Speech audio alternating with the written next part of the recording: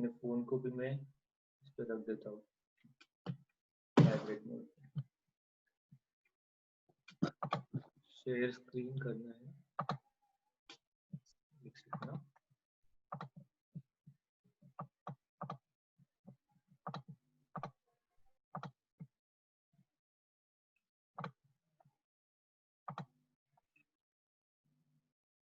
मेरा power point presentation सबको दिख रहा है? हाँ दिख रहा है। यस। एंड मेरा माउस दिख रहा है सबको? माउस भी दिख रहा है, राइट? हाँ दिख रहा है। Okay, so will start with today session. आज का सेशन जो होगा हमारा लिमिट्स ऑफ ह्यूमैनिटी, यानी कि हमारे ह्यूमंस का इन जनरल, हमारे ह्यूमंस का क्या लिमिट है, उस पे हम लोग डिस्कशन करने वाले हैं आज के टॉपिक पे। सो स्टार्टिंग में हम लोग ये जान लेते हैं कि what is our place in this universe, मतलब हमारी जगह कहाँ पे, इस यूनिवर्स में हमारी जगह कहाँ पे। अगर इन जनरल ये क्वेश्चन में पूछना चाहूँ कि हमारी जगह कहाँ पे, यानी कि हम लोग कहाँ पे रहते हैं, सिंपल है क्वेश्चन जो है उसका सिंपल आंसर दोगे कि आप लोग घर पे रहते हो। तो घर पे आपका घर कहाँ पे है? तो आपका घर है अर्थ पे, एकदम सिंपल। तो ये इसके बारे में भी हम लोग थोड़ा जान लेते हैं। ये वीडियो आप सबने देखा ही होगा, इंटरनेट पे बहुत बार वीडियो देखा ही होगा आपने। तो इसमें के मैंने वीडियो में के कट्स लेके डाले हुए हैं। सो अगर आप देखोगे ह्यूमन का साइज यहाँ पे आप देखोगे तो दिस इज 10 सेंटीमीटर्स, ये जो टोटल लेंथ है यहाँ पे एक ह्यूमन फेस को अगर आप देखोगे तो ये हमारा ह्यूमन फेस जो है, इसमें से आप थोड़ा सा ऊपर आओगे, राइट? तो ये हमारा समझो कि एक पूरा यार्ड है 100 मीटर्स का। तो इसमें where is our place, where do we stay in a city we stay in a district we stay in a state, and we stay in a country. So where does our country comes? It comes on a planet which is our earth. So our earth where we live. So ये हमारा planet छोटा सा blue planet है। So हमारे छोटे से blue planet को एक सैटेलाइट है जिसका नाम मून है। फिर अगर आप और थोड़ा जूम आउट करते हो तो हमारा मून और अर्थ जो है उसके साथ बहुत सारे अलग अलग प्लैनेट्स भी है।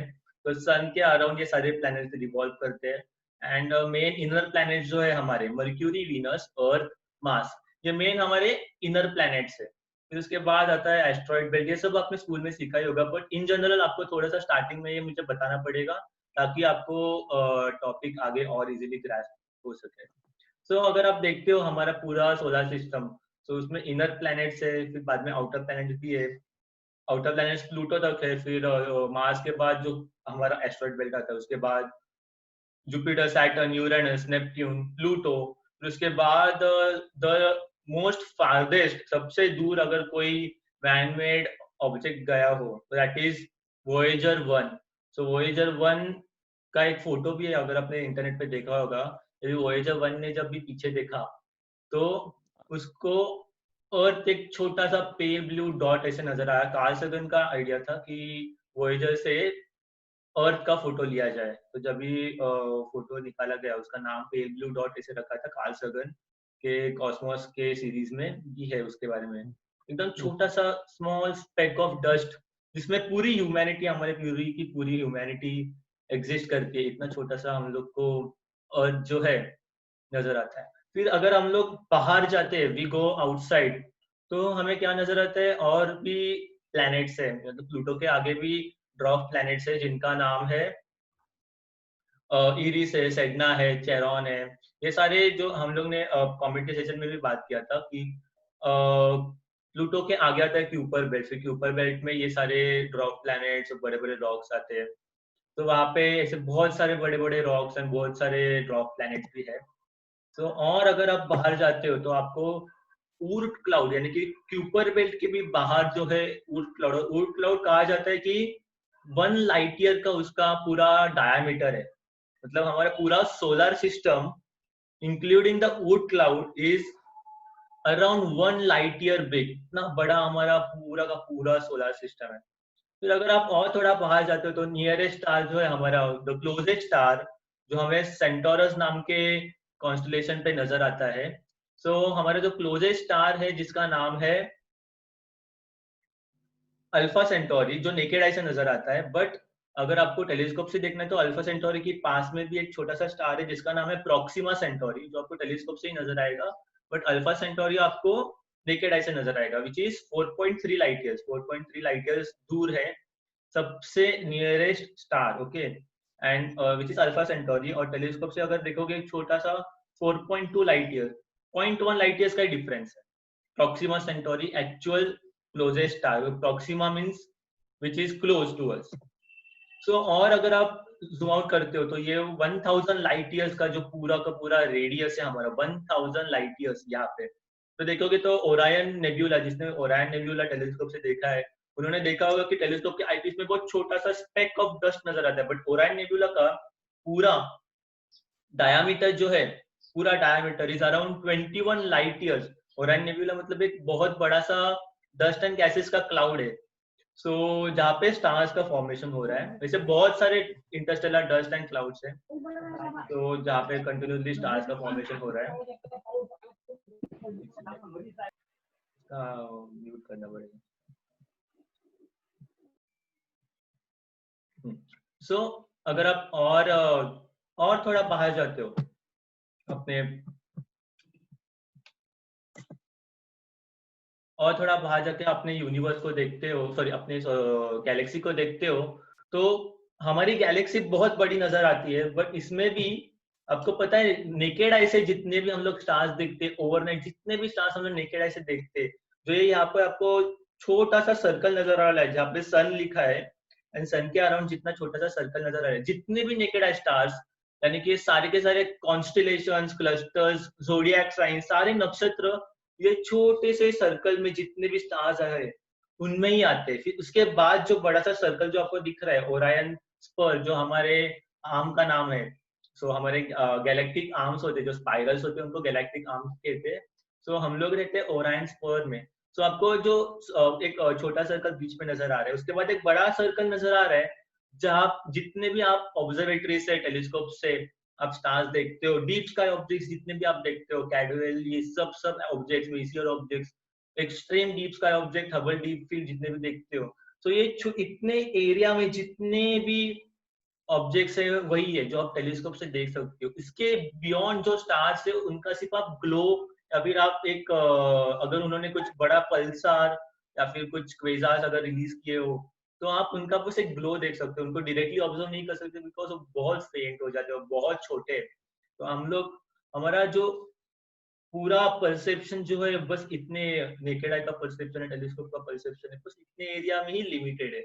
अभी इसके बाहर जब भी आप देखते हो, यानी कि अगर आप गैलेक्सी के बाहर जाते हो, हमारे मिल्की वे गैलेक्सी के बाहर जाते हो, तो इसे कहा जाता है लोकल ग्रुप ऑफ गैलेक्सीज। तो हमारे लोकल ग्रुप ऑफ गैलेक्सी में एंड्रोमीडा और मिल्की वे गैलेक्सीज आते हैं, एंड इसके अलावा जितने भी आप गैलेक्सीज देखते हो तो उनका सिर्फ एक ग्लो, आपको 2D प्रोजेक्शन ही नजर आता है, आपको उनके अंदर के इंडिविजुअल स्टार्स जो है वो नहीं दिखाई देते हैं। बहुत बहुत डेटा निकालना पड़ता है आपको। M31 ब्लैक होल का भी बहुत सारा तो डेटा निकालना पड़ा कंटिन्यूसली, बहुत बड़ा टेलीस्कोप यूज करना पड़ा था, अर्थ साइज बिग टेलीस्कोप था, तभी जाके first image of black hole जो था रिलीज हुआ था। तो it is very very hard. तो हमारा पूरा यूनिवर्स है, यानी कि हमारा पूरा जो घर है, main home, okay, that is limited to our local group of galaxy. बस लोकल ग्रुप ऑफ गैलेक्सी में जितने भी आपको नजर आते हैं, main Andromeda and Milky Way, ये दो ही हमारे लोकल ग्रुप ऑफ गैलेक्सी में आते हैं। तो आप और जूम आउट करते हो तो आपको अलग अलग deep sky objects, extreme Hubble deep field objects भी नजर आते हैं। फिर और अगर आप जूम आउट करते हो तो यहाँ तक आप सिर्फ ग्लो देख सकते हो अपनी यूनिवर्स का, प्रेडिक्ट कर सकते हो कि क्या है। तो और अगर आप जूम आउट करते जाओगे और अगर आप देखोगे तो सबसे बड़ा ऑब्जेक्ट जो है, चैट में कुछ कहा है, एक सेकेंड ना, रिकॉर्डिंग तो चालू है, देखना पड़ेगा, एक सेकेंड होल्ड करो।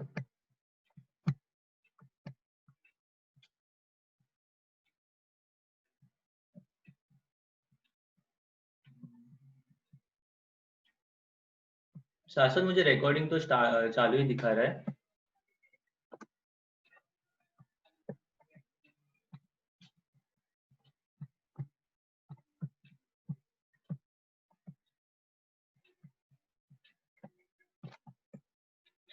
सबसे बड़ा हम लोग को नेकेड आई से जो हमें क्लस्टर नजर आया है, हमारा लोकल ग्रुप ऑफ गैलेक्सी जो मैंने कहा था कि एंड्रोमीडा और मिल्की वे गैलेक्सी, हमारा लोकल ग्रुप ऑफ गैलेक्सी है।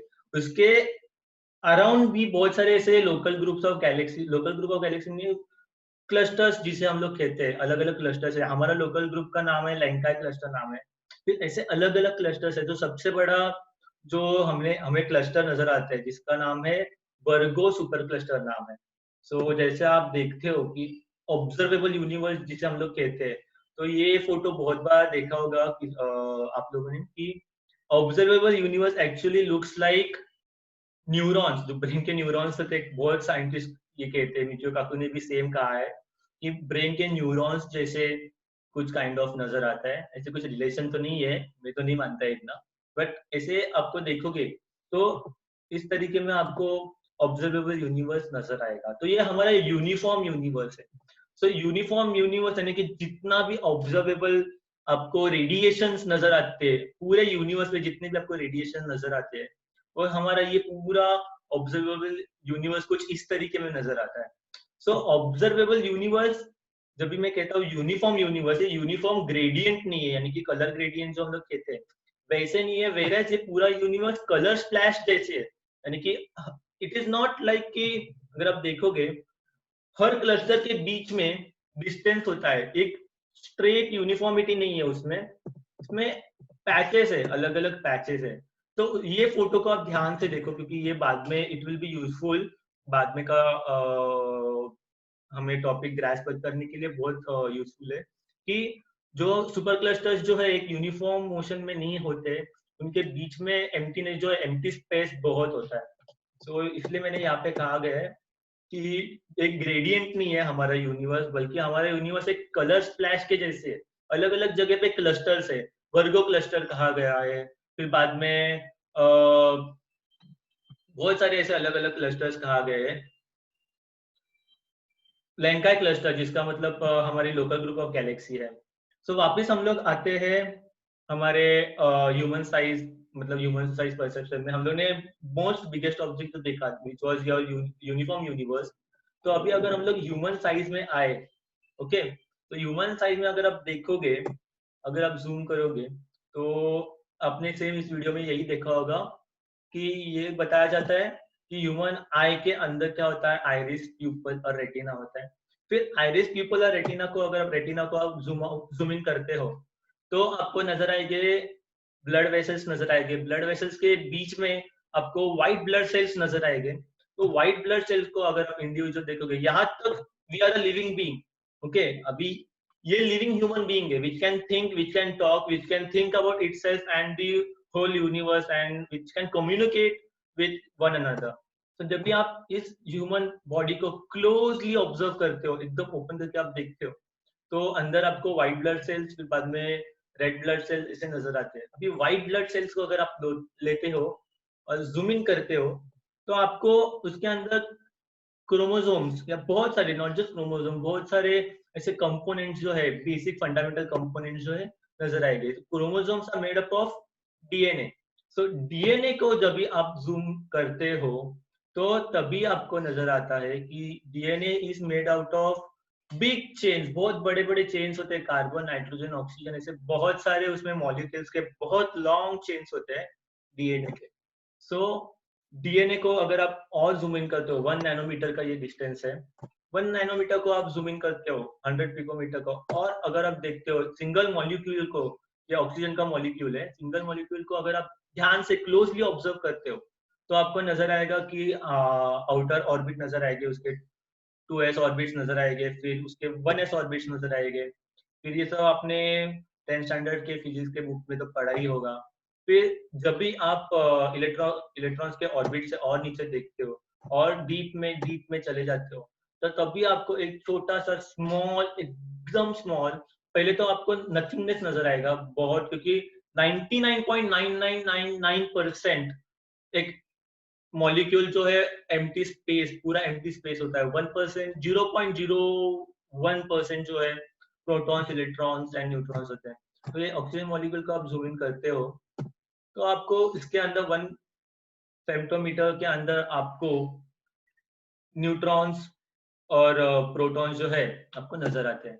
तो protons and neutrons are made up of quarks and gluons. ये सबसे स्मॉलेस्ट ऑब्जर्वेबल चीज जो है दैट इज प्रोटॉन्स के अंदर, that is quarks, and quarks को जो ज्वाइन करके रखता है दैट इज ग्लूऑन्स।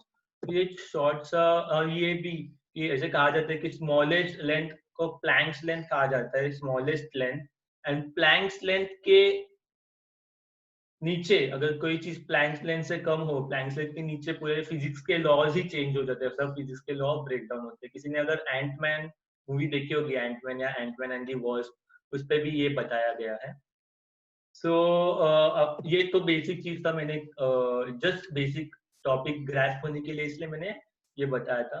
फिर फास्टेस्ट मूविंग ऑब्जेक्ट, अभी तक जो फास्टेस्ट मूविंग ऑब्जेक्ट है उसके बारे में भी शॉर्ट में मैंने यहाँ पे डाला है कि 5 गैलीलियो स्पेसक्राफ्ट जो था which was 1,73,000 kilometres per hour की स्पीड। सो फिर बाद में 4 हीलियोस 1 भी था, हीलियोस 2, जूनो स्पेसक्राफ्ट भी। सबसे फास्टेस्ट जो था पार्कर सोलर प्रोब। बहुत लोगों ने अपने नाम भी भेजे पार्कर सोलर प्रोब में, मैंने भी मेरा नाम भेजा था। सो पार्कर सोलर प्रोब जो था सन पे जाके क्रैश हुआ था। तो उसका स्पीड था 6,92,000 किलोमीटर्स पर आवर का स्पीड था, यानी 6,92,000 किलोमीटर एक घंटे में ट्रैवल कर सकता था, इतना स्पीड था। तो मैंने कैलकुलेट किया ऑनलाइन जाके, ओमनी कैलकुलेटर करके कैलकुलेटर है। सो ओमनी कैलकुलेटर में मुझे बताया कि अगर 6,92,000 किलोमीटर्स पर सेकेंड के स्पीड से अब ट्रैवल कर रहे हो, और जो मास था स्पेसक्राफ्ट का हमारे पार्कर प्रोब का 50 केजीज का मास था, फिर अगर समझो उसका डेस्टिनेशन मैंने अल्फा सेंटोरी रखा और total distance is 4.3 light years, तो टोटल टाइम, जितना टोटल टाइम मुझे पूरा जर्नी कंप्लीट करने के लिए लगेगा that will B 5,376 years at the speed of 6,92,000 kilometre. सबसे फास्टेस्ट मूविंग ऑब्जेक्ट में अगर जाओ, एंड जस्ट सोचो अभी हम लोग रह रहे 2020 में रह रहे 2020, जब भी जीरो से स्टार्ट हुआ था, जीसस क्राइस्ट के बर्थ से अभी तक कितना हिस्ट्री चेंज हुआ है, बहुत सारे। इनफैक्ट वहां इतने पीछे भी जाने की जरूरत नहीं है, 1900 से 2000 के बीच में कितना, मतलब कितना हिस्ट्री में चेंजेस आए हैं। वर्ल्ड वॉर आए, कितने सारे जनरेशन आके चले गए, अराउंड 3 जनरेशन आके चले गए उतने 100 इयर्स के टाइम में। सो नियरेस्ट स्टार तक पहुंचने के लिए ही आपको 5,300 इयर्स लगने वाले हैं, इतना ज्यादा, इतना बड़ा। And that is just nearest star which is 4.3 light years away. हमारा पूरा मिल्की वे का जो डायमीटर है that is around 100 million light years, 100 million light years का पूरा हमारे मिल्की वे का डायमीटर। सो इतना बड़ा हमारा मिल्की वे गैलेक्सी। सो अभी तक तो मैंने एकदम बेसिक ही लिया था आपका कि कितना, मतलब क्या हमारा जगह क्या है इस यूनिवर्स में, व्हाट इज आवर प्लेस, इसके बारे में मैंने डिस्कशन किया था। So whatever we have is inside Milky way galaxy. जितना भी आप अपना लिमिट बढ़ाने की कोशिश करो, आप मिल्की वे गैलेक्सी के अंदर ही मेन आपका जो यूनिवर्स जो है, मेन आपका घर है, वो मिल्की वे गैलेक्सी के अंदर है। बाहर आप सब ऑब्जर्व कर सकते हो। इसी बेसिकली स्टार गेजिंग, एस्ट्रोनॉमी, दोनों सब्जेक्ट जो है इट इज टोटली ऑब्जर्वेशनल। वहां तक पहुंचने के लिए अभी करंट टेक्नोलॉजी से तो आप ऑफकोर्स आप करंट टेक्नोलॉजी से तो मून पे भी लैंडिंग करना बहुत डिफिकल्ट है। अभी तक हम लोग मार्स लैंडिंग कर नहीं पाए, मार्स पे अब तो ह्यूमंस नहीं गए। सो करंट टेक्नोलॉजी हमारा बहुत प्रिमिटिव है। सो मेन तो अगर करंट टेक्नोलॉजी भी हमारा इवॉल्व होना चालू हो जाए, बट मेन घर हमारा जो है हमारा लोकल ग्रुप ऑफ गैलेक्सी ही रहेगा। सो हमारे लोकल ग्रुप ऑफ गैलेक्सी में जो, जैसे मैंने कहा था कि एंड्रोमेडा गैलेक्सी है एंड मिल्की वे गैलेक्सी है। एंड्रोमेडा एंड मिल्की वे ये मेन हमारा लोकल ग्रुप ऑफ गैलेक्सी है। एंड जो हम लोग क्लस्टर में एग्जिस्ट करते हैं जिसका नाम है लैंकाई सुपर क्लस्टर। सो लैंकाई सुपर क्लस्टर जो है ये पैचेस में, जैसे मैंने कहा था कि कलर स्प्लैश जो होता है उस तरीके में, अभी कलर स्प्लैश क्यों है, यूनिफॉर्मिटी क्यों नहीं है हमारे यूनिवर्स में, ये सबसे बड़ा क्वेश्चन है कि ऐसे क्यों है कि ये सब साथ में ही क्यों नहीं रहते, सब क्लस्टर्स में क्यों है। तो ये बहुत बड़ा क्वेश्चन है। तो इसका आंसर, ये जो मैंने फोटो वापस एक बार यहाँ पे डाला है, एक्चुअल फोटो, जो एक्चुअल भी नहीं, ये भी काइंड ऑफ आर्टिस्ट डिपिक्शन कहते हैं इसको, आर्टिस्ट डिपिक्शन ही है। एंड ये हमारा पूरा ऑब्जर्वेबल यूनिवर्स जो है, अभी ऐसा कहा जाता है कि पूरा का पूरा observable universe is only 0.0000 total 1101% हमारा पूरा का पूरा ऑब्जर्वेबल यूनिवर्स है।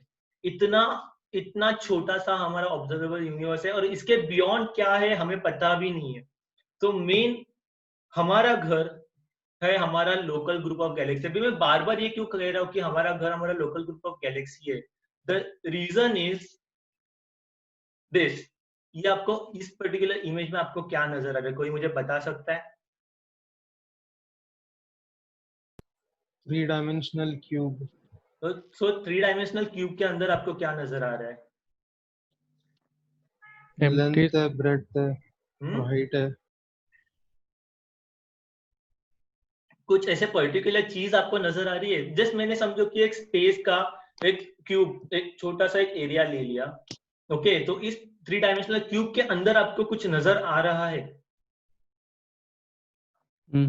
एटम्स सब नजर आ, आई मीन लाइक जो भी ऑब्जेक्ट्स है they are far apart from one another, density of universe I guess. Yes, far apart from one another. Why are they far apart? Why are they in clusters? Why are they not in a uniform motion? हमारा पूरा का पूरा universe neurons के जैसे क्यों नजर आता है? ग्रेडियंट क्यों नहीं है, एक ही प्लेन ग्रेडियंट्स में क्यों नहीं है? तो इसका आंसर भी आपको माइक्रोस्कोपिक यानी कि एकदम नैनोस्कोपिक लेवल में आपको एकदम बेसिक लेवल में आपको मिलेगा इसका आंसर। इसका सेम आंसर, सॉरी, इसका मेन आंसर जो है, इसका मेन रीजन जो है, that is nothingness, literally nothingness. Because nothingness जो है ऐसे कुछ नहीं है, नथिंगनेस डजंट एग्जिस्ट। अगर आप एक ट्रू वैक्यूम के लेते हो, मतलब अगर स्पेस में भी जाते हो तो स्पेस में ट्रू वैक्यूम नहीं होता है, ओके, क्योंकि कंटिन्यूसली वहां पे भी सन का रेडिएशन है, फिर अर्थ का मैग्नेटोस्फीयर, ऐसे बहुत सारे रेडिएशन एंड साउंड्स होते हैं। बट अगर आपने एकदम ट्रू वैक्यूम लिया, वहां पे भी नथिंगनेस जो है, उसका भी जो एक्चुअल डेफिनेशन जो है, नथिंगनेस में भी क्वांटम फ्लक्चुएशंस होते हैं, कंटिन्यूसली क्वांटम फ्लक्चुएशंस होते हैं। अभी क्वांटम फ्लक्चुएशंस क्या होते हैं उसके बारे में मैं शॉर्ट में बताऊंगा, क्वांटम थ्योरी नहीं बताने जा रहा हूँ मैं, टेंशन मतलब बहुत ही शॉर्ट और बहुत ही बेसिक बनाया है मैंने, कि ये पढ़ने की भी जरूरत नहीं है आपको।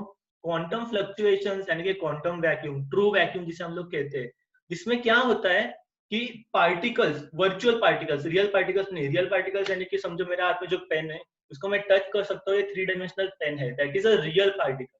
बट वर्चुअल पार्टिकल्स यानी in simple words, they are not real, they are virtual, they are not real particles.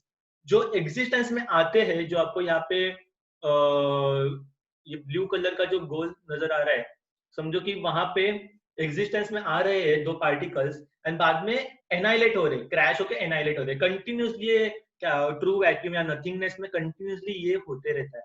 सो आपने हॉकिंस रेडिएशन के बारे में सुना होगा। इन शॉर्ट अगर मैं हॉकिंस रेडिएशन के बारे में बताऊं, तो जब वर्चुअल पार्टिकल्स एग्जिस्टेंस में आते हैं और एनाइलेट हो जाते हैं, और जैसे एग्जिस्टेंस में आते हैं वो एनाइलेट हो जाते हैं, लाइक 2 वर्चुअल पार्टिकल्स एग्जिस्टेंस में आ गए और एनाइलेट हो गए, ये कंटिन्यूसली नथिंगनेस में होते रहता है। बट जब भी इवेंट होराइजन पे, ब्लैक होल के इवेंट होराइजन पे 2 पार्टिकल्स जब एग्जिस्टेंस में आते हैं, तो क्या होता है, एक पार्टिकल दूसरे पार्टिकल को ज्वाइन होकर एनाइलेट होने की जगह वो रिपेल हो जाते हैं और दोनों पार्टिकल से रियल पार्टिकल्स बनता है। ये है नेचर ऑफ नथिंगनेस। अगर आपको ये जीआईएफ, सबको जीआईएफ दिख रहा है? संतोष आपको दिख रहा है जीआईएफ प्ले हो रहा है ना? हाँ हो रहा है। ओके, जस्ट कंफर्मेशन करना था मुझे। सो नथिंगनेस का नेचर ऐसे होता है, नथिंगनेस में पार्टिकल्स पॉप आउट हो रहे हैं, देख रहे हो आप बीच में का पार्टिकल को कंटिन्यूसली देखो, पार्टिकल्स पॉप आउट हो रहे हैं आउट ऑफ नोवेयर एंड वापिस एनाइलेट भी हो रहे हैं। सो इन शॉर्ट अगर आप कहोगे तो एक प्लेन लैंड है, प्लेन लैंड अगर जीरो है, अगर आप जीरो को हिट करते हो तो समझो आप एक प्लेन लैंड पे एक गड्ढा खोदने की कोशिश करते हो, तो जब भी आप गड्ढा खोद रहे होते हो आप एक छोटा सा माउंटेन भी बनाते हो, और बाद में that mountain is a +1 and that hole which you make is a -1, and बाद में जो गड्ढा में अगर आपने वो मिट्टी वापस वो छोटा सा माउंटेन अगर वापस अपने डाल दिया तो वापस जीरो हो जाएगा। तो nothingness is nothing but zero को हिट करके +1 -1 बनाना, फिर वापस जीरो बनाना। नथिंगनेस में कंटिन्यूसली ये होते रहते हैं। बट ये शॉर्ट में इसमें डिटेल में नहीं जाने वाला, बस इतना बताना था मुझे कि हॉकिंस रेडिएशन यानी कि ब्लैक होल भी रेडिएट होता है, ऐसे स्टीफन हॉकिंग ने बताया था फर्स्ट टाइम। कैसे बताया कि रियल पार्टिकल्स नहीं, जब वर्चुअल पार्टिकल्स इवेंट होराइजन पे, ये ब्लैक होल का जो इवेंट होराइजन है, ब्लैक होल के इवेंट होराइजन पे जिसे पॉइंट ऑफ नो रिटर्न कहा जाता है, वहां पे पार्टिकल्स जब आते हैं तो एक दूसरे को एनाइलेट होने के जगह पे वो रिपेल हो जाते हैं, और दो वर्चुअल पार्टिकल्स जो है वो रियल पार्टिकल्स में कन्वर्ट होते हैं। तो ऐसे इसे हॉकिंस रेडिएशन कहा जाता है। सो वही मुझे बताना था कि quantum fluctuations, continuous quantum fluctuations होते हैं। तो यहाँ पे भी आप देख रहे हो इस इमेज में, एम्प्टीनेस में यहाँ पे कंटिन्यूसली क्वांटम फ्लक्चुएशंस होते जा रहे हैं। बट इन क्वांटम फ्लक्चुएशन के बीच में भी एक नथिंगनेस है विच इज एक्चुअल नथिंगनेस। सो अगर आप देखोगे क्वांटम फ्लक्चुएशंस कुछ इस तरीके में नजर आते हैं, पार्टिकल्स एग्जिस्टेंस में आ रहे हैं और चले जा रहे हैं, एग्जिस्टेंस में आ रहे हैं और चले जा रहे हैं, this are not real particles. जैसे मैंने कहा वर्चुअल पार्टिकल्स यानी कि नॉट रियल पार्टिकल्स। सो और एक चीज मैंने मुझे स्टार्टिंग में ही बताना था सेशन के, वो अभी बता देता हूँ, सॉरी। आज का पूरा सेशन जो इसमें हाइपोथेसिस बिल्कुल नहीं है, हाइपोथेसिस यानी कि which is yet to be proven. आज के सेशन में मैंने पूरा थियोरी पे ही रखा है, थियोरीज यानी कि something which is been proved. So theories पूरा थियोरी, लास्ट टाइम उन्होंने पैंसपर्मिया नाम की थियोरी ली थी, सॉरी पैंसपर्मिया नाम का हाइपोथेसिस लिया था कि life would have started on earth because of comets, but it is not yet proven. But आज मोस्टली थियोरेटिकली मैंने लिया है, और एक बार मेरा टेक्निकल्स खत्म हो जाए तो मैं आप सबको बता दूंगा, don't worry. So quantum fluctuations जो है माइक्रोस्कोपिक लेवल में हो रहे हैं। अभी हमारा बिग बैंग जब भी हुआ था, जब भी बिग बैंग हुआ था तभी हमारा यूनिवर्स जो था बहुत छोटा था, बहुत छोटा यानी कि प्रोटॉन से भी छोटा था। सो जब भी यूनिवर्स एग्जिस्टेंस में आया, बहुत छोटा यूनिवर्स, जब जोर से बिग बैंग जब हुआ था, तो जब एग्जिस्टेंस में आया था 13.6 बिलियन ईयर्स अगो एग्जिस्टेंस में हमारा यूनिवर्स आया। सो तभी क्या हुआ कि ये जो बहुत छोटे नैनोमीटर्स के जो डिफरेंसेस थे वो कॉस्मिक डिफरेंस बन गए। उसके बाद मैं एक्सप्लेनेशन करता हूँ कि इन्फ्लेशन, जब भी बिग बैंग हुआ था तो बिग बैंग को इन्फ्लेशन कहा जाता है। प्रोटॉन से भी छोटे साइज का हमारा यूनिवर्स था। तो लेट्स कंसीडर कि हमारा यूनिवर्स जो है ये पफर फिश या ब्लो फिश कहा जाता है, puffer fish I think so, अभी ब्लो फिश एकदम स्लैंग वर्ड्स में इसे ब्लो फिश कहा जाता है।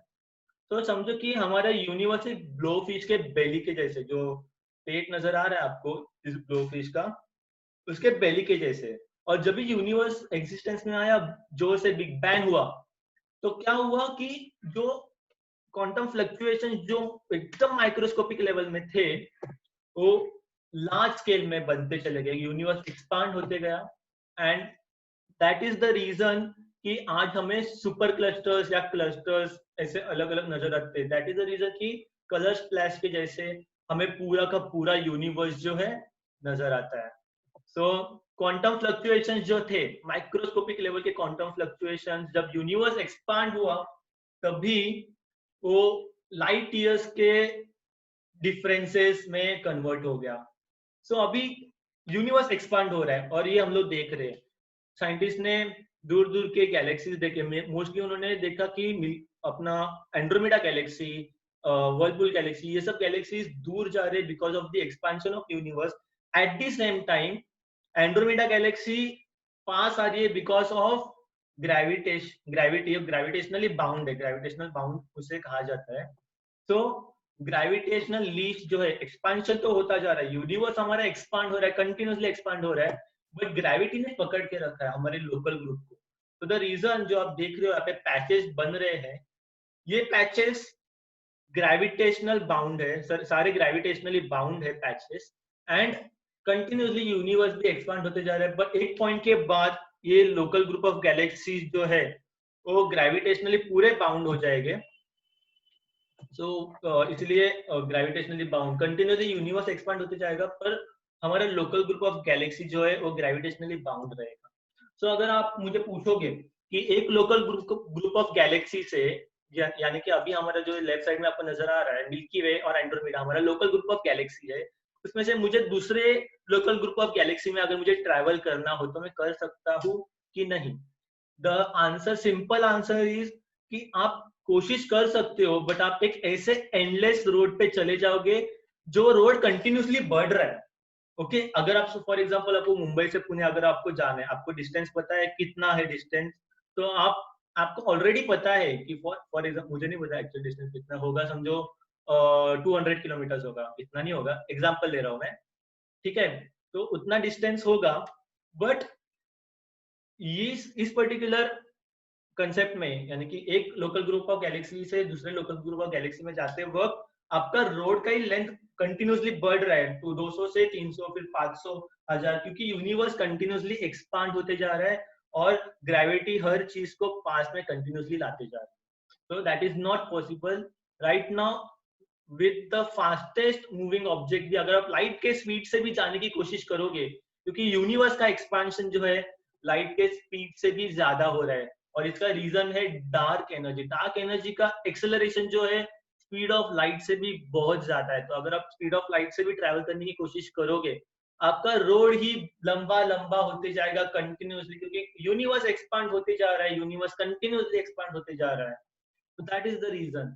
तो इन फ्यूचर सारे के सारे हमारे जो गैलेक्सीज है हमसे कंटिन्यूसली दूर जाते चले और ये ऑब्जर्व कर रहे हैं हम लोग, टेलीस्कोप से भी हम लोग ऑब्जर्व कर रहे हैं, कंटिन्यूसली देखा जा रहा है कि गैलेक्सीज हमसे बहुत दूर और एक्सेलरेशन की स्पीड भी बढ़ रही है।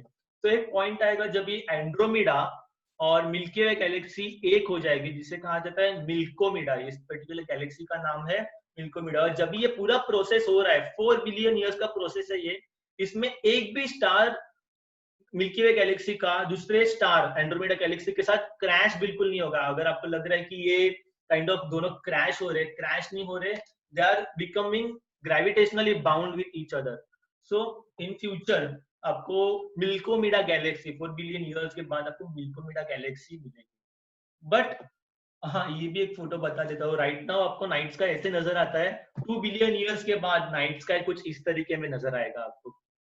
नाइट में आपको आपका मिल्की वे का आर्म भी नजर आएगा, एट द सेम टाइम आपको एंड्रोमेडा गैलेक्सी भी नजर आएगी। बट हम लोग नहीं रहेंगे तभी ये ब्यूटीफुल व्यू देखने के लिए। But in future 4 billion, I don't think so 2 billion years के बाद ह्यूमन एग्जिस्ट करेंगे, क्योंकि 4.2 मिलियन ईयर्स पहले ह्यूमन एग्जिस्टेंस स्टार्ट हुआ है। सो इन केस अगर हो और एग्जिस्ट करता हो, ह्यूमैनिटी हो, तो ऐसे नजर आएगी आप। सो यही रीजन है कि सुपर क्लस्टर्स जो है ग्रेविटेशनली बाउंड है, बट यूनिवर्स एक्सपांड होते जा रहा है, कंटिन्यूसली एक्सपांड होते जा रहा है। और एक स्टैटिक यूनिवर्स जो है इन फ्यूचर बस हमारा ही यूनिवर्स एग्जिस्ट करेगा, जो लोकल ग्रुप ऑफ गैलेक्सी होगा।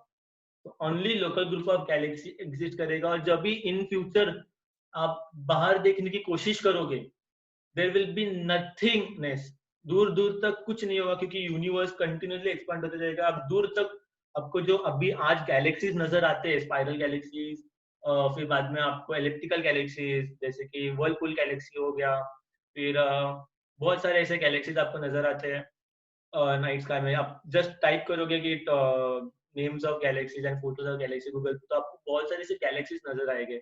बट इन फ्यूचर आपको गैलेक्सीज भी नहीं नजर आएंगे, क्योंकि डिस्टेंस इतना बढ़ जाएगा कि जो लाइट भी है उन पर्टिकुलर गैलेक्सी से हमारे तक पहुंच रही है, और लाइट का वेवलेंथ भी इतना ज्यादा बढ़ जाएगा और लाइट पूरी फेंट हो जाएगी, तो आपको कुछ नहीं नजर आएगा। तो राइट नाउ अभी जो टाइम है 13.6 बिलियन ईयर्स के बाद का जो अभी राइट नाउ टाइम है आपको जो नजर आ रहा है, तो आप बिग बैंग के बहुत पास में हो। राइट नाउ जो है यहाँ पे मेरा जहाँ पे माउस है, आपको अभी भी कॉस्मिक बैकग्राउंड रेडिएशन दिखाई देता है, नजर आता है। कॉस्मिक बैकग्राउंड रेडिएशन है कि बिग बैंग का जो आवाज है, बैकग्राउंड नॉइज जो है, अभी तक आपको सुनाई देती है।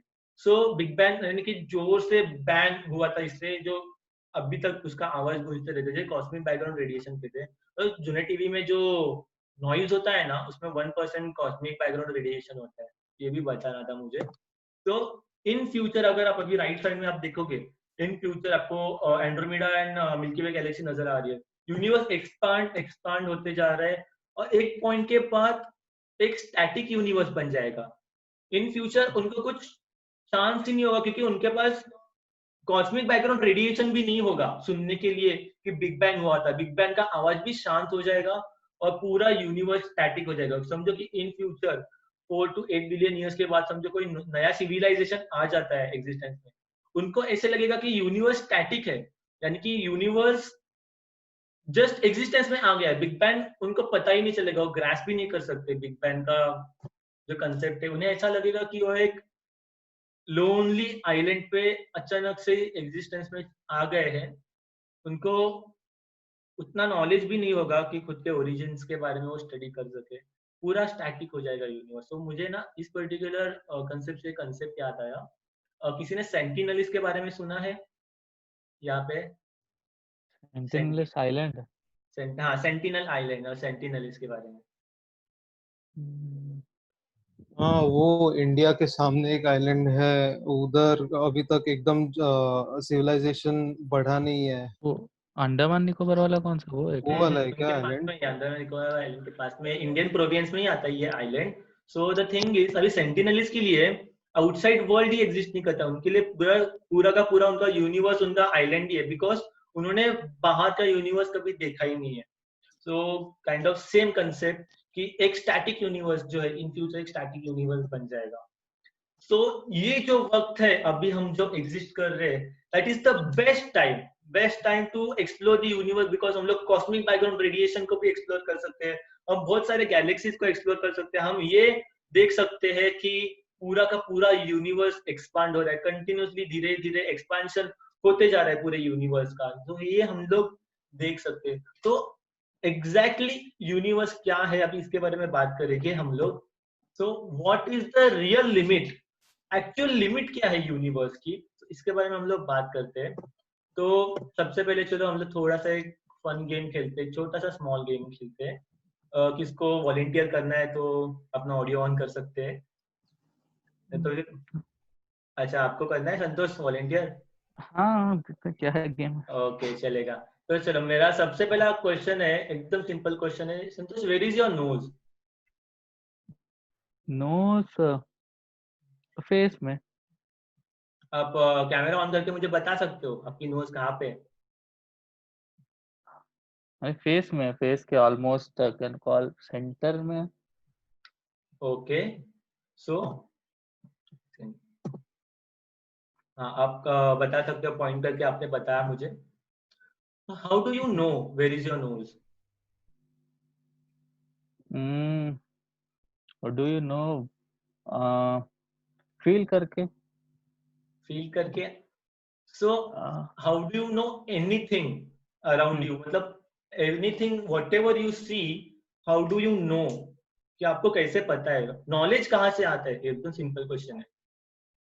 नॉलेज इन सिंपल, आपको बताया किसने कि where is your nose at this particular point?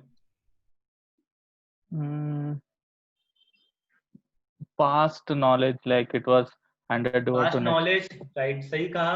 आपके पास सारे सेंसेस है, राइट। और आप हाँ। अभी हम लोग जो कहते हैं अभी इसके बारे में, अब चाहिए तो आप कैमरा ऑफ कर सकते हो, कोई प्रॉब्लम नहीं है। हम्म, तो मैं बताता हूँ कि ये नॉलेज कहाँ से आता है, बिकॉज हमारे पास सेंसरी, आपने देखा बाहर, अपने जब किड्स थे, जब आपने पढ़ा कहीं पे, आपको पेरेंट्स ने सिखाया कि you can see, you can hear, you can smell, you can taste, you can feel, ये सारे आपको 5 सेंसरी ऑर्गन्स है। बट एक्चुअली 5 सेंसरी ऑर्गन्स नहीं है, उसके अलावा भी बहुत सारे ऑर्गन्स होते हैं।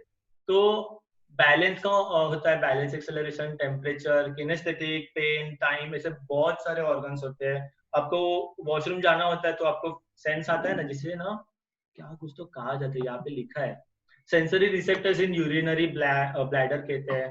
फिर बहुत सारे ऐसे अलग अलग रिसेप्टर्स होते हैं हमारे पूरे बॉडी में, हमारे रिसेप्टर्स होते हैं। और ये नॉलेज जो है आपके ब्रेन में होता है। नॉलेज, मेन चीज जो है, knowledge is inside your brain. So कभी कभी हमें ऐसे हमारा ब्रेन भी हमारे साथ ट्रिक खेलता है। तो कभी कभी आपको ऐसे ऑप्टिकल इल्यूजन्स भी नजर आते हैं।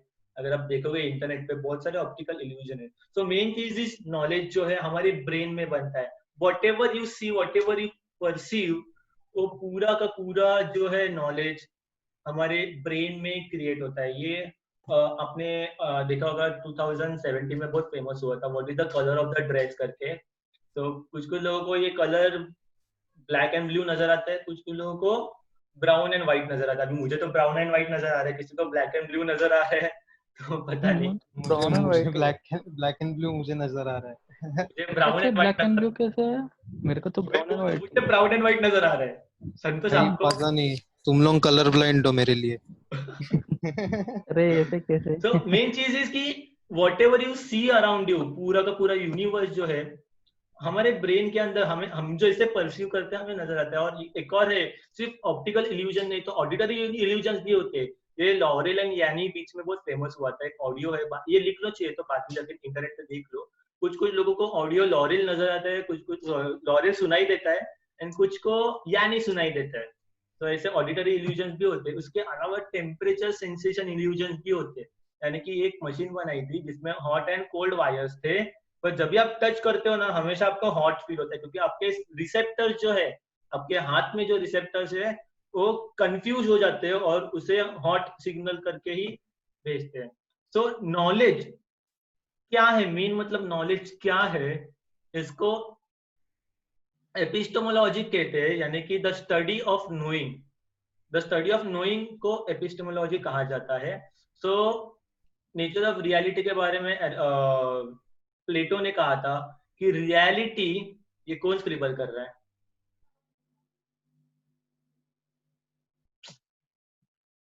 कैसे ऑफ करते हैं? पता नहीं। शाश्वत है क्या अभी?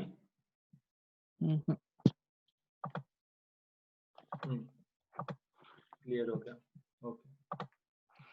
सो प्लेटो ने कहा था कि reality is created by our mind. So reality जो है हमारे माइंड के अंदर क्रिएट होता है। Whatever is the reality is created by the mind when we can change the reality by changing our mind. ये बहुत फेमस कोट जो है प्लेटो ने कहा गया था। That is the nature of reality. Whatever is inside our brain, whatever we think, whatever we know, that is reality. So things we know, for example एक छोटा सा example मैं देता हूँ यहाँ पे। all mangroves have leaf with green color। तो ये पर्टिकुलर सेंटेंस आपको नजर आ रहा है, दिख रहा है। तो all mangroves have leaf with green color। क्या ये मुझे प्रूव करने की जरूरत है या फिर ये आपको नॉलेज है इस चीज का, या फिर मुझे ये चीज प्रूव करने की जरूरत है किसी को? सिंपल चीज है, आपको कोई है यहाँ पे ऐसे जिसको प्रूव करने की जरूरत है ये चीज? नहीं है तो बताओ मुझे। तो ये एक पर्टिकुलर सेंटेंस हो गया। अभी दूसरा सेंटेंस में लेता हूँ। सो ये सेंटेंस का नाम है all bachelors are unmarried. Okay, so हमें ये इस चीज का नॉलेज है। हमें बैचलर इस पर्टिकुलर वर्ड का मीनिंग पता है कि बैचलर यानी कि someone who has not yet married. Okay, just example करके मैंने डाला है। अभी आपको हर उस बैचलर को जाके पूछने की जरूरत है, पूरे वर्ल्ड में जाके आप सब बैचलर्स का इंटरव्यू लोगे कि are you married, because the word bachelor itself means that someone who has not married and someone who is married and then got divorced, we call him as a divorce। okay, एक छोटा सा example करके मैंने डाला है। so that word we know, things we know and things which are there। for example ये मैंने और एक लास्ट सेंटेंस डाला है, sun is the center of our solar system। okay, sun solar system का सेंटर है। this is the thing we know। I don't need to prove you all, or you don't need any definition of this। these are the real things which we see, but we have to believe। हमें उस पर भरोसा करना पड़ता है to say it। अभी मुझे believe करना पड़ता है कि मैंग्रोव्स सारे ग्रीन कलर के, अगर मैं बिलीव नहीं करूंगा तो मैं कह भी नहीं सकता आपको। तो we have to believe to say, that is the most important thing। and but how do we know? most important thing कि हमें जानकारी कहाँ से आती है? Brain memory. मेन चीज अभी तक हम लोग जो कह रहे थे वो ब्रेन मेमोरी के बारे में ही कह रहे थे, because all the information comes from your brain. So अगर आप ब्रेन के बारे में कहोगे, ये ज्यादा न्यूरो साइंस नहीं बता रहा हूँ, एकदम सिंपल मैंने किया है, इसे लॉन्ग टर्म पोटेंशिएशन कहा जाता है. अगर मैंने आपको पूछा A4, तो सबसे पहले आपके माइंड में क्या आता है? A4. स्कूल गया है कि नहीं कोई? हेलो. एप्पल. एप्पल. आशय, ऑडियो ऑफ किया था आपने? ए फॉर आशय ब्रो, ए फॉर आशय. Okay, so A for Apple या फिर ए फॉर आशय, ये आपके ब्रेन में फटक से जल्दी से क्यों आता है? क्योंकि मेन चीज तो इंफॉर्मेशन जो होती है ब्रेन के न्यूरॉन्स में होती है. सो ब्रेन के न्यूरॉन्स जो होते हैं इलेक्ट्रिकल सिग्नल्स होते हैं, जैसे आपको यहाँ पे जीआईएफ में नजर आ रहा है, जो आपको अभी जो नजर आ रहा है ऑरेंज कलर के जो पास हो रहा है, that is electrical signal. Neuron में पूरा इलेक्ट्रिकल सिग्नल पास होता है, बट न्यूरॉन के एंड में केमिकल सिग्नल्स पास होते हैं. तो हमारा brain is nothing but neural and chemical connection. तो पूरा का पूरा ब्रेन में न्यूरल्स एंड केमिकल कनेक्शंस कंटिन्यूसली होते हैं. एंड लॉन्ग टर्म पोटेंशिएशन मतलब अगर आपको कंटिन्यूसली कहा जाएगा, बचपन में आपको कंटिन्यूसली कहा जाता है ए फॉर, आप बोलते हो Apple, A for Apple, A for Apple, तो आपका दो न्यूरॉन्स जो है बेस्ट फ्रेंड्स बन जाते हैं.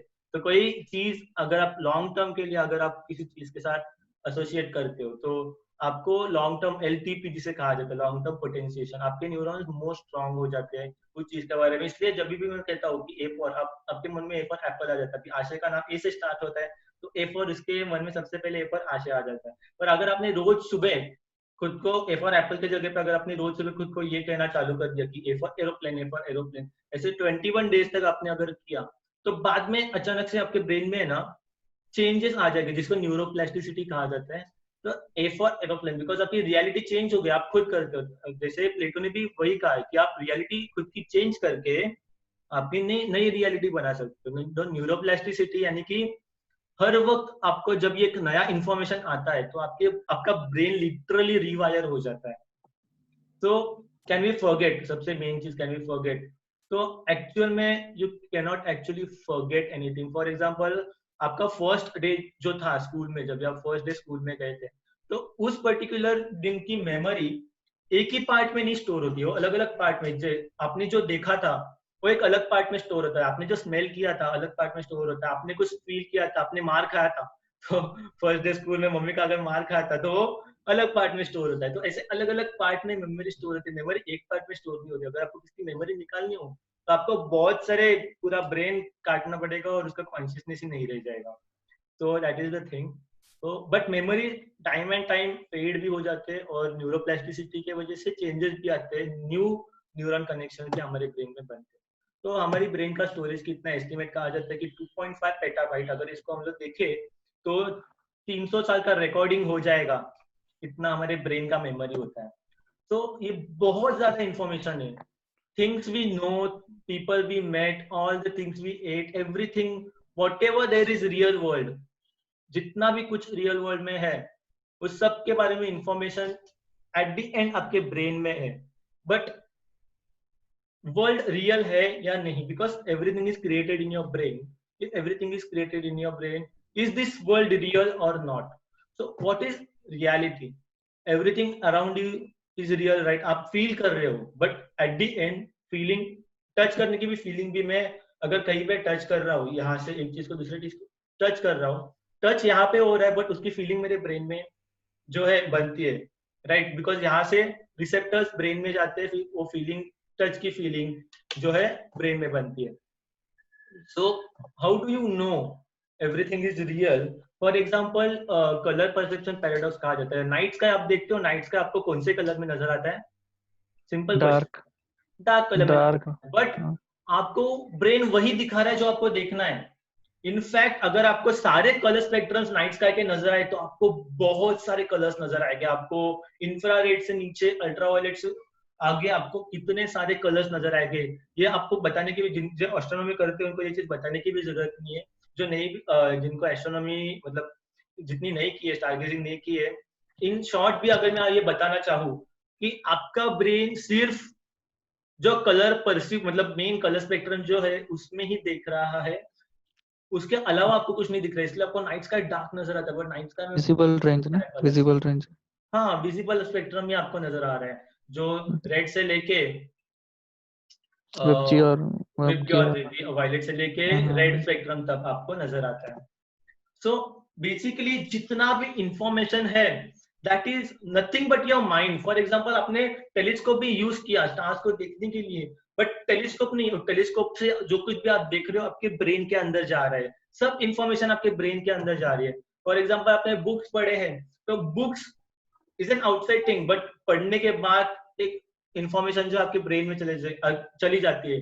अगर अपने पार्टिकल एक्सेलरेटर जो है, लार्ज हेड्रॉन कोलाइडर जो है, अपने भले इतना बड़ा लार्ज हेड्रॉन कोलाइडर बनाया, बट मेन इंफॉर्मेशन जो फाइनल रिजल्ट जो है उसका सेटिस्फेक्शन तभी मिलेगा जब ये इंफॉर्मेशन आपके ब्रेन में चली जाएगी. तो brain is nothing but thinking power which we have.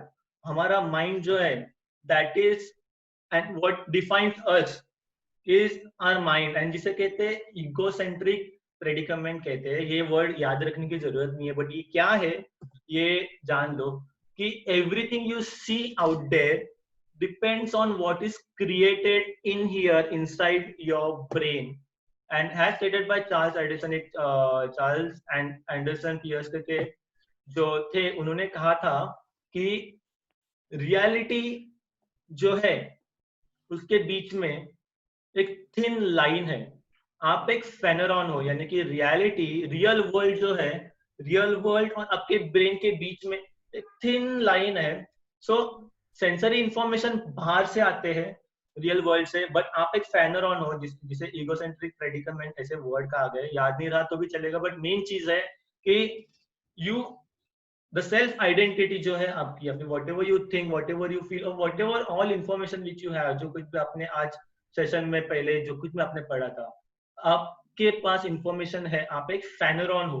But outside world का जो क्या है, रियलिज्म का मेन चीज, what is realism is that outside world exists independently of your mind, thoughts and emotion. because जो outside world जो है, आप exist भी नहीं करते हो, आपके existence के पहले भी outside world था. rocks, mountains, earth, planet, solar system, super clusters, all everything will continue to exist when you are not around, but you cannot know if realism is true. all you know and all you can do is you can believe in realism and you can experience. so एक writer थे Martin gardener करके. Martin gardener ने बहुत अच्छे books लिखे. उनके mathematics and magic and mystery करके book है, जो मैथमेटिक्स में इंटरेस्टेड है ये बुक जरूर पढ़ना.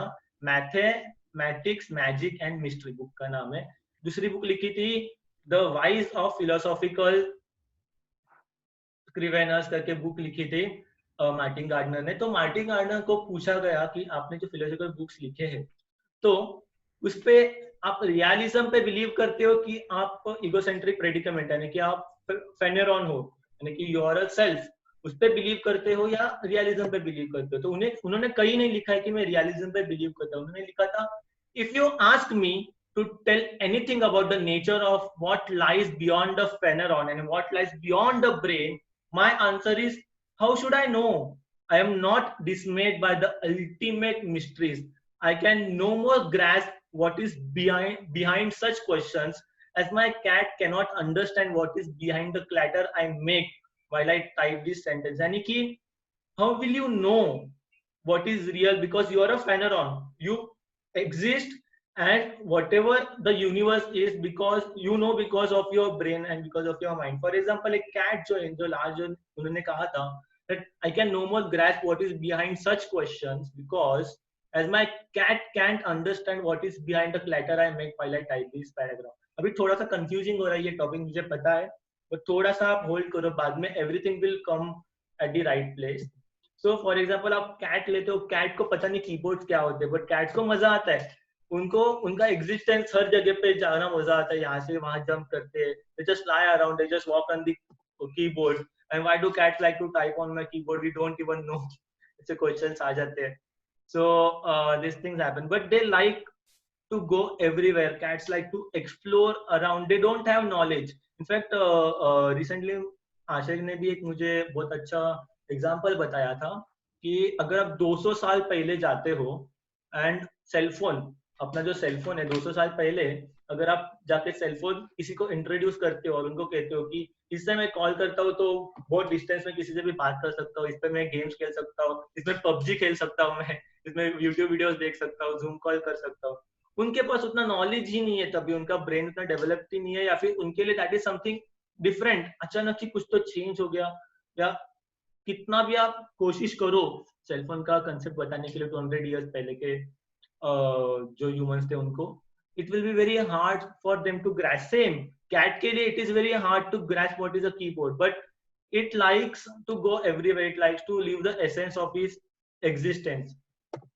So अभी हमारा एक लास्ट टॉपिक पे हम लोग आ रहे हैं, जो जिसका नाम है ऑप्टिमिस्टिक निहिलिज्म करके टॉपिक का नाम है। सो अब तक जो कुछ भी मैंने एक्सप्लेन किया कि किसी को कुछ क्वेश्चन से पूछने हो या फिर कुछ डाउट हो या फिर कुछ समझा नहीं तो मुझे बता सकते हो आप।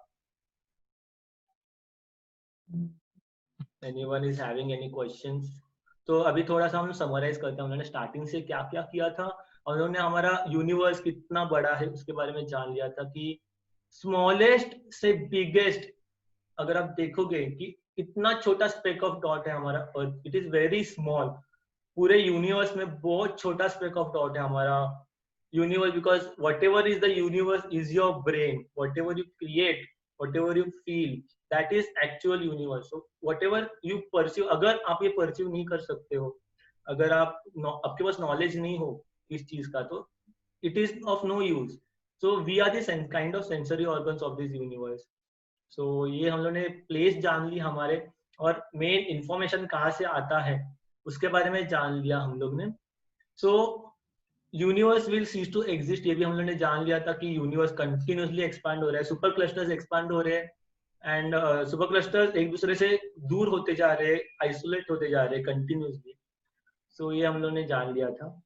सो अभी हम लोग का लास्ट टॉपिक जो है, आज का लास्ट टॉपिक, इसके बारे में हम लोग डिस्कशन करेंगे, जिसे कहा जाता है optimistic nihilism.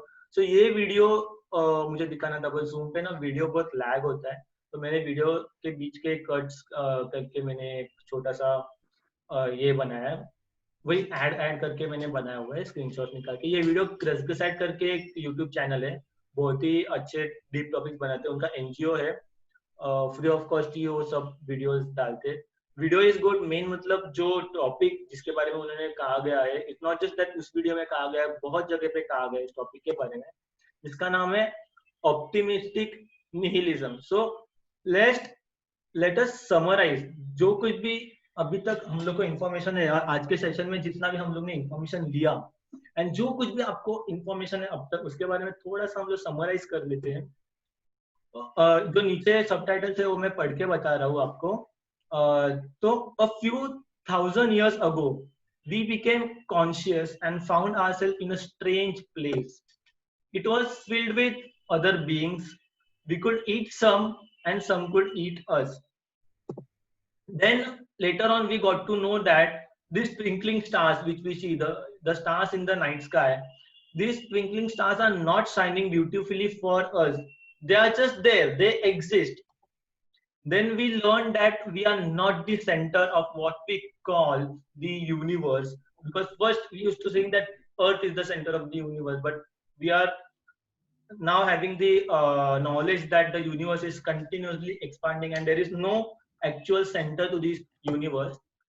And then we learned microscopic level से आज जो कुछ भी समराइज किया थ्रू आउट ह्यूमैनिटी के अगर बात करते हैं, आज के सेशन में भी हम लोगों ने जो कुछ भी पढ़ा उसके बारे में समराइजेशन है, that we learn that we are made up of many dead things. अगर एकदम माइक्रोस्कोपिक लेवल में देखोगे तो ये एटम्स जो है, they make big helical structures of DNA, they come together and many dead things which make up bigger things that are not dead for some reason. Then we are just a temporary stage in this big universe, क्योंकि 13.6 billion years का हमारा history है। 13.6 billion years से जितना भी continuously हमारा universe existence में आ रहा है, बहुत ओल्ड है हमारा यूनिवर्स, इतने सालों से हम लोग का यूनिवर्स एग्जिस्ट कर रहा है। Then we learned कि first we learned that the universe was created 13.6 billion years ago. Then we learned that we are just a small speck of dust. हमारा अर्थ बहुत छोटा, ये कॉस्मिक प्लेन में बहुत छोटा, कॉस्मिक प्लेन में बहुत छोटा डस्ट पार्टिकल जैसे है, जो रिवॉल्व कर रहा है एक एवरेज स्टार को जिसका नाम है सन।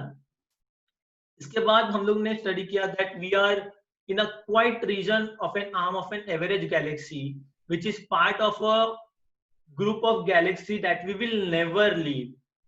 We are very small. हमारी गैलेक्सी, मिल्की वे गैलेक्सी भी एवरेज गैलेक्सी. हम लोग ने एक बड़ा स्ट्रक्चर देखा था जिसका नाम था वर्गो सुपर क्लस्टर, जिसके बारे में मैंने कहा था the biggest structure which we have ever scene.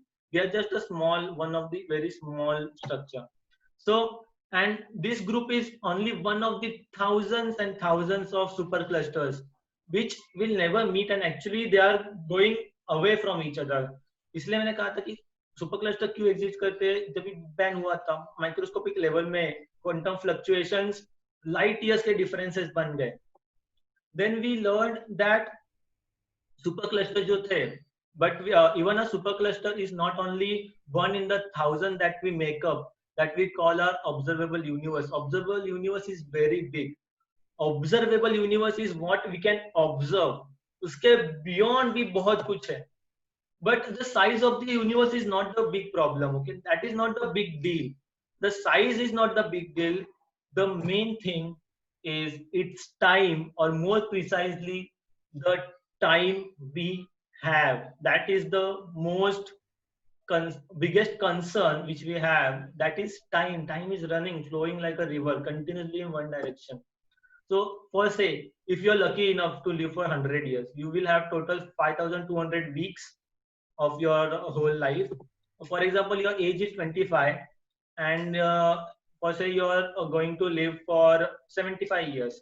So then the total time which you have is 2,340 weeks only. So that is the total time which we are, and this is what I'm talking in weeks. But a lot of time, what we think humans think, what a lot of time we have, but not really. If you see on a cosmic plane, 100 years will go in nothing. One day, your biological process, which you call life, will break down, and the dynamic pattern that is you will stop being dynamic, because you came from the universe, you came from the soil, and you're going back to the soil. And this is less scary than it sounds actually, because if you don't remember the 13.75 billion years that went before you, we don't remember. We remember from our birth. We don't remember the 13.75 billion years from Big Bang till now. Then the trillions and trillions and trillions of years that are going to come after us will go in no time. No time at all. For example, let's do this. When I will say ready, what you guys do is close your eyes, count to 1, and open your eyes. So ready, close your eyes, count to 1, and open your eyes. This is how long forever feels in this whole cosmic plane. So as far as we know, in the end, the universe will die and nothing will ever change. That is the law of thermodynamics. That is called as heat death, because continuously, because of the law of thermodynamics, it explains that the universe will die one day. Please take it in a very healthy way, because we also don't know why do humans exist. Nobody knows why do humans exist or why do the universe exist. So we will, of course, everyone will have what we call as existential crisis, but we cannot cry all the time, right, that we are going to die or the universe is going to end.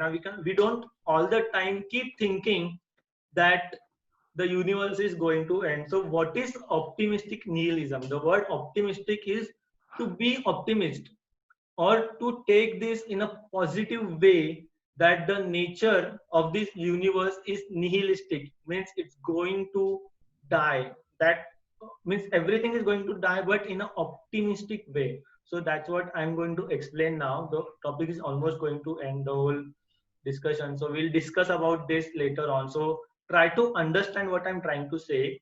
So our PPT is almost in the end. So we all summarized. It seems we are unlikely that 200 trillion stars have made for us. These stars, all these galaxies which we see, these are not made for us. They just exist. So we became self-aware to know that the story is not about us. The universe is very big. See, it is great to know that electrons spin around nucleus. It is great to know that the mitochondria is the powerhouse of the cell. But science does not do a lot to make it less depressing, because it is there. So what now? So are you going to stay depressed, or are you going to cry that the whole universe is going to end, or that is just the limit, or that is what is actually there? Like, you cannot do that, because in this whole cosmic plane, see, the whole cosmic plane, from the beginning, from the first human to the last human, the realism is always going to stay. The whole world is going to stay independent of your thoughts. The planets, the mountains, the uh, big cities, or whatever it is around there, is going to stay independent of your thoughts or your emotions. So what will we do? What can we do? Because the universe is going to stay, the universe is going to exist no matter what. So what can we do? Can we cry over the thing that the universe is going to end, or can we just be depressed all the time? No, right, we cannot. Or if even if you are, what should you do? The thing is that you only get one shot at life, which is scary, but it sets you free, because you only get one chance. Because one day all the biological processes which is you will not become will not be dynamic. It will go back from where it came. So right now you only get one chance at your life. So if the universe is going to die in heat death according to the law of thermodynamics, every human humiliation which you ever suffer in your life will be forgotten. Every mistake you made no matter, will not matter. Every mistake you made will not matter in the end, because the whole universe is going to die in a heat death. If our life is what we get to experience, then it's the only thing that matters. Because whatever is there around us, whatever we pursue or whatever we know, whatever the knowledge is there in your brain. And I actually explained you how the knowledge comes. It comes because of all the chemical and neural connections in your brain. So if the universe has no principles made for you, the only principle relevant that are one we decide for ourselves. If the universe has no purpose, then we dictate our purpose. Human will not certainly cease to exist. Sorry, human will mostly uh, get out of existence. Means one day humans won't exist. In fact, the one day the whole universe won't exist. But we can be like cats, or just we can be explorers. And but before we get out of existence, we get to explore ourselves. We get to explore everything around us. We get to experience feelings, just feelings in general I'm talking about right now. Okay, we get to experience feeling, whether it is pain, sadness, or happiness. We get to experience a lot of feelings. We get to experience books, food, the studies we do, the knowledge, the sunrise, whatever is there, we get to experience. And the fact that we are even able to think about this thing is already incredible, because at the end we are the sensory organs of this universe. And sometimes what we think, it's easy to think that we are separated from the world. We make ourselves lonely, and we make ourselves life very dreadful. But in this whole universe, we are as much as a neutron star. We are the same matter. That's why I took you in a very microscopic level. In a microscopic level, we all are the same matter as a neutron star. The same matter is there, which is there in a neutron star, which is there in a black hole, which is there in a nebula, which is there on Earth, which is there in a table, chair, whatever is there around you. That's the same matter which is there, because we are the universe. And even better, that we can think, we are the thinking part of this universe. We are the sensory organ. That's what I'm continuously telling you all, that we can feel, and we are the way of universe to know itself. That's what Carl Sagan said, that we are the sensory organs of the universe, and we are the reason universe made us to know itself. And we truly are free. We truly are free in this universe sized playground. So we might as aim to be happy, right? Because we get one shot at our life, and it actually sets us free, because this life is only going to exist once, and we aim to be happy and build some kind of home in the stars. So it's not that if we are we'll found out everything there is to know. We don't know why the laws of physics exist. Why do electrons spin around protons? Sorry, electrons spin around the nucleus of the atoms. We don't know that. We don't know why life exists and what is life. We have no idea what is consciousness in our brain, or if we are alone in this universe, if there is some other civilization that exists. And there are a lot of things we have to explore. We have to explore billions of stars. A lot of diseases are there which we have to cure. We have to help a lot of people around us. It's of course your personal point of view, but I feel that we have to help a lot of people around us, and we have to experience a lot of happy feelings. So we have used a lot of time, yet the time is very small, because in front of this big cosmic arena we have used up a lot of good time, and actually we have used up a lot of good time wasting. Mostly so we waste our time thinking, being sad, or thinking a lot of negative thoughts. That's what we do. But if this is our one shot at life, there is no reason to not have fun and live as happy as possible, because this is the only chance we get. Because whatever is the universe is created inside our brain. And bonus points if you make life of other people better, if you give happiness to all the people around you, if you continuously share your happiness which you have. So more bonus point if you help to build a galactic human empire. Not everyone has to be Elon Musk, but you can try. But this is the last two slides which we have. This is most important thing, that do the things that make you feel good. This is the most important thing, because you get to decide whatever that means, because we are the universe. Whatever is inside our brain, the final stop of the universe which is there, is us. With whatever the information comes, that comes inside us, that's why we know that the universe exists. So this is the last slide we have. So that's what I want to say, that whatever is there, it's nihilistic, but you have to be optimistic about it. So be happy, because that's what makes you happy. So thank you for listening. I know the end was a little longer, but thanks those who stayed till the end. And now we'll come to the best part after the session. What we do is we do discussion. So we'll start with the discussion part. If anybody wants to share anything, or anybody wants to add up anything to whatever I said, or if they have any doubts. Mihir bhai, there are a lot of limitations for humans, like no, अभी आपने बोला visible range we can only see. So even we have audio on, right, 20 hertz to 20k hertz तक कुछ limitations है. So ऐसा I think there are a lot of limitations for humans. अब universe में exist कर रहे हैं, so there are hell lot of things तो हो रहा है, लेकिन हमारे humans को filter होके मिल रहा है, यानी इतना ही हम कर रहे हैं, और हमारा जो दुनिया है we can perceive only those short things. और ऐसे बहुत सारे चीजें हैं जो हमें नहीं पता चल रहा. फॉर एग्जाम्पल अभी बैट्स जो है उनका they also make sound but we can not hear that. ऐसे बहुत सारे अलग लिविंग ऑर्गेनिजम्स हो सकते हैं, and whatever audio we can, I mean like we are not getting, that is beyond our limits. Yes, हाँ, ऐसा भी आई मीन हमारे जैसे there are lot of things, but हमारे परसेप्शन में आ नहीं रहा है. I mean like we can not see और we can not hear that.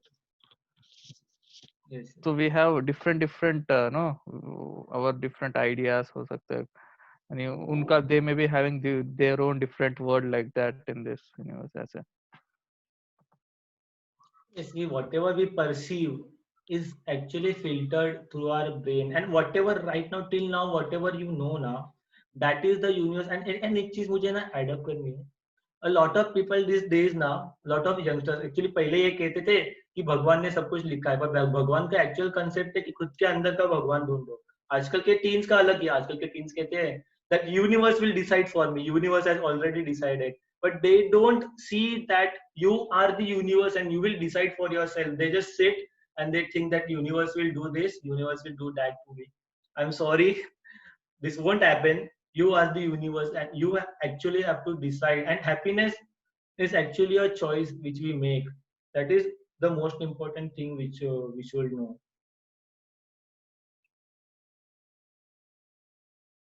Anybody wants to add up or wants to share their experience or whatever the information they got on today's session? If anybody wants to talk about that.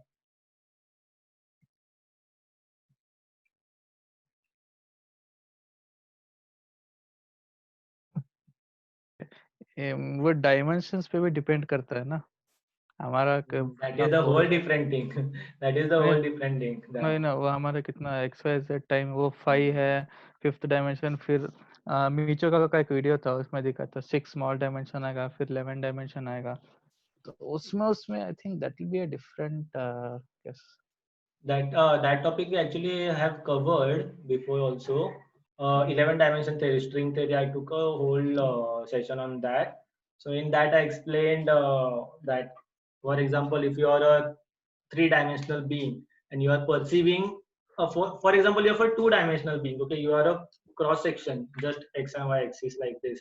Okay, and if you have to see a 3-dimensional thing like this, this is a 3-dimensional, not even this, something better. Let's take this Zerka adapter. Okay, you are a 2-dimensional, you just have x and y axis. And if you want to see a 3-dimensional cube, you will perceive only the cross section, because you will be able to see from this area only.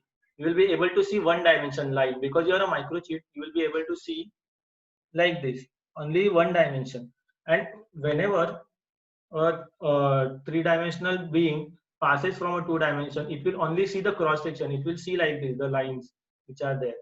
So that thing is there which we covered. So for example, if you are a 3-dimensional being and if you want to see a 4-dimensional being, you will only see the cross section. Means a 4D sphere will come into existence and go out of existence. That will happen. That thing is there.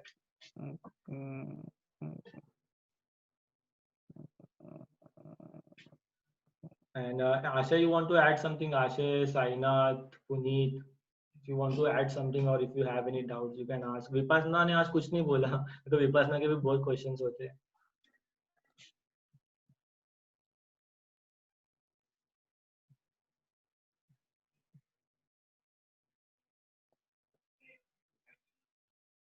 Hello.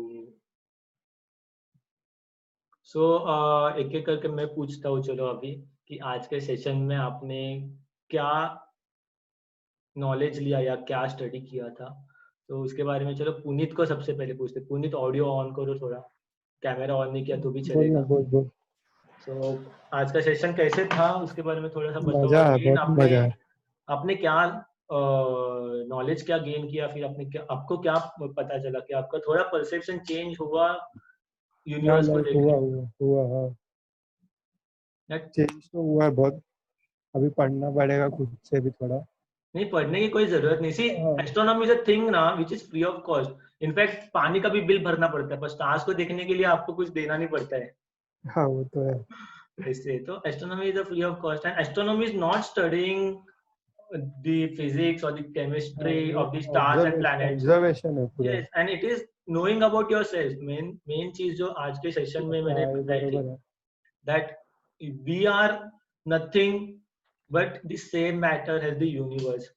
We are the same. See, जो black hole में जो matter है, which was a star before, okay, and you are almost the same in a microscopic level, okay. And we as we say how we are created. We are created because एक star था पहले. जब ये star explode हुआ तो हम लोग ने ये केमिस्ट्री ऑफ स्टार में किया था. We are all star dust. भाई जब स्टार एक्सप्लोड होते तो हेवी एलिमेंट्स बनते. And that's how the crucial elements which are there for us is made. So Ashay, अभी आशय को पूछता हूँ मैं, आज के सेशन में क्या स्टडी किया है, फिर कुछ अच्छा लगा? आज के लेक्चर में मुझे एक समझ में आया कि अपना जो ईगो है वो कितना छोटा है as compared to a large universal scale, as compared to cosmic level. मतलब अभी सपोज इधर हम लोग एक दूसरे को हेट कर रहे हैं, एक दूसरे कंट्री को हेट कर रहे हैं, एक दूसरे इंडिविजुअल को, रिलीजन को वगैरह हेट कर रहे हैं, but at a cosmic scale it won't matter. Exactly. And मुझे तो जात का जो जात भाव होता है अभी दो कंट्रीज के बीच में भी वो मुझे वॉर होते मुझे भी हैं, नहीं पड़ता है, नहीं। बिकॉज जब भी ह्यूमन लाइफ एग्जिस्टेंस में आया था, ओके, एक स्मॉल टार्डिग्रेड या फिर एक स्मॉल प्लैंक्टन से लाइफ एग्जिस्टेंस में आया था, तभी उसका कुछ कास्ट या फिर कुछ रिलीजन था। रिवोल्यूशन होते गया, कंटिन्यूसली इवोल्यूशन होते होते चेंजेस आते गए। बाद में हमें ह्यूमन ब्रेन मिला, हमें परसेप्शन मिला, उसके वजह से हम लोग ने हमारे वेज और हमारे लिविंग स्टैंडर्ड्स हमारे हाँ, ये ऑफ कोर्स ये सब जो रिलीजन वगैरह है वो सब हम लोग ने ही बनाया है। भगवान भी हम लोग नहीं बनाया है, ह्यूमंस हाँ, नहीं ये बनाया सब हमने ही तो बनाया है। एक डायलॉग बोला था बीच में आशय ने, बहुत सही डायलॉग बोला था। एक्चुअली मैं रिक एंड मॉर्टी देखता हूँ तो मैं यूजुअली सबको बोलते रहता हूँ कि रिक इज माय गॉड। सो आशय ने मुझे इन रिटर्न बताया कि मिहिर तुझे पता है क्या, सबके गॉड एक्चुअली फिक्शनल कैरेक्टर्स ही है। So that was the thing which he said.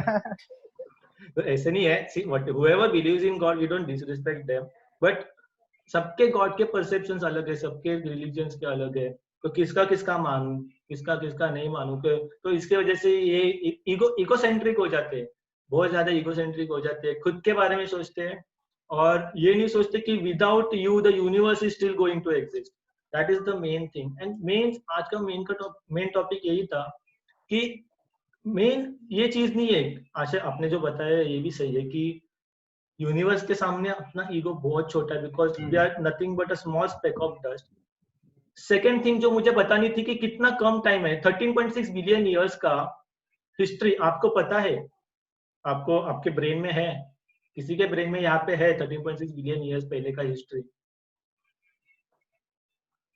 हाँ आशय, विपासना, आपके ब्रेन में 13.6 बिलियन ईयर्स पहले का हिस्ट्री है या रिकॉर्डेड है आपके ब्रेन में? ना, हमारी ब्रेन की तो कैपेसिटी है ना 300 इयर्स की। बट आपके आप जब एग्जिस्ट नहीं करोगे, okay, this is inevitable, okay, whatever is inevitable you cannot cry over that, simple as that.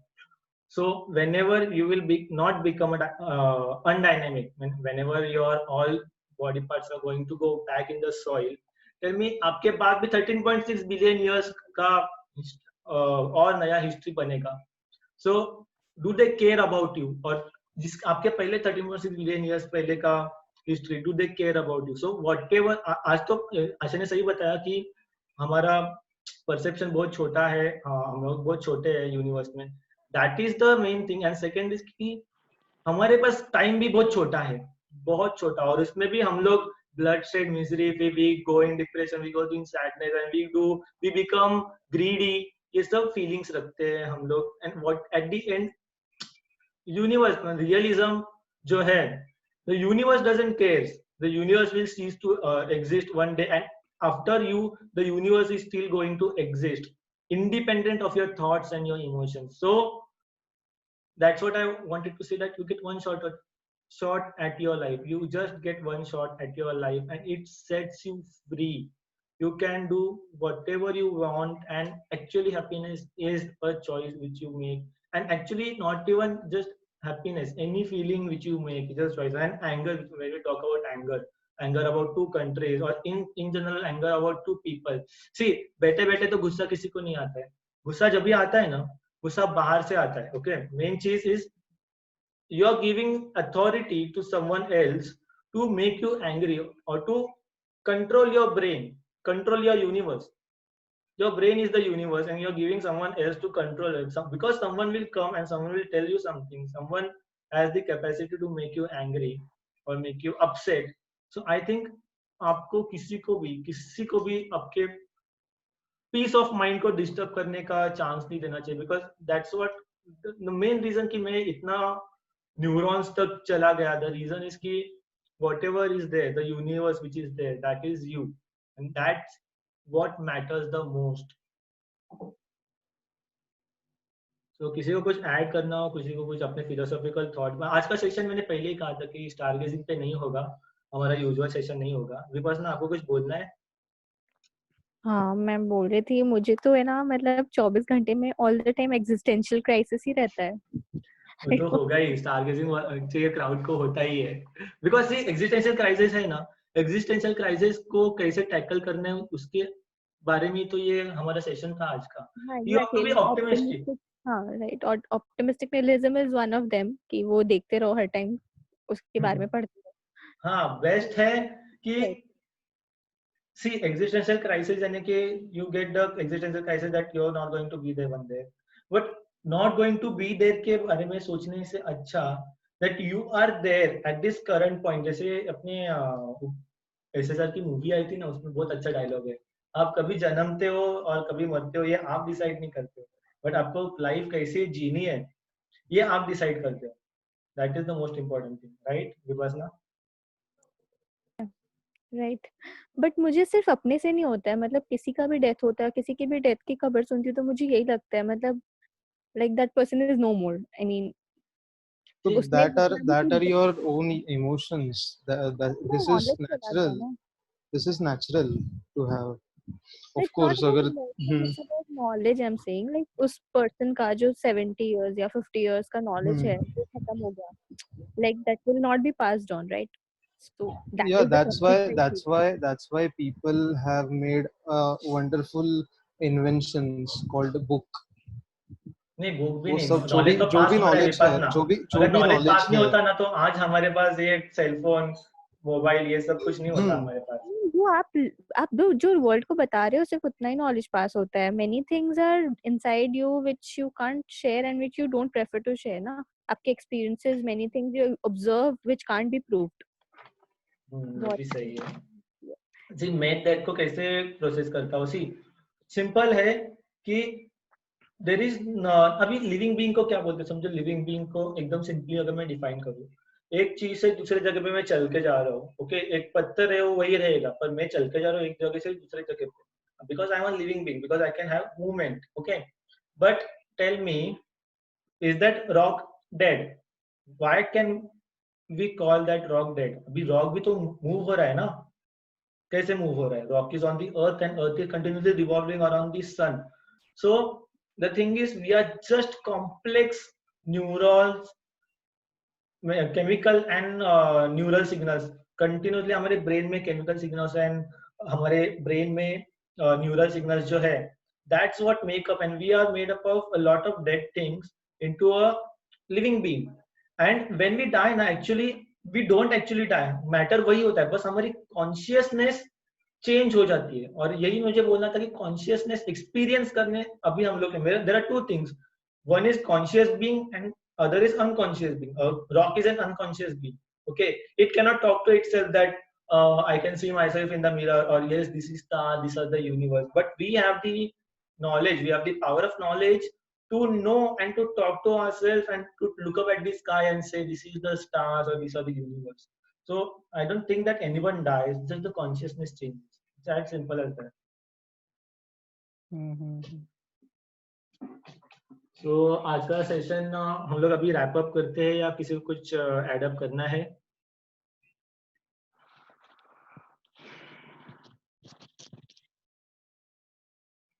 तो कुछ बोलना है, फाइनल क्लोजिंग किसी को कुछ देना हो तो बता सकते हो. एक लास्ट मैं पूछ रहा हूँ आप सबसे, आपका रिव्यू लेना चाहता हूँ इस बारे में कि आज का जो टॉपिक था it was of the astronomy field.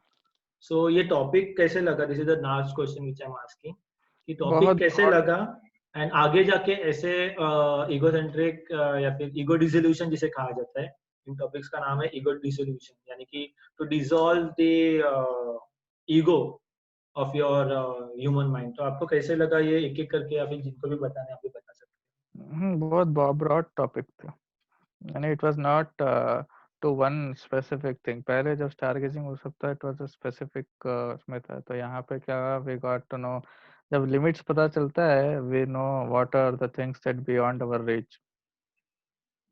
So ये पता चला, and the things we have, I mean like no, हमारे पहुंच से बाहर, टू पुट इट स्ट्रेट. तो ये सब पता चला, कॉन्शियसनेस हो गया, ये हो गया सब.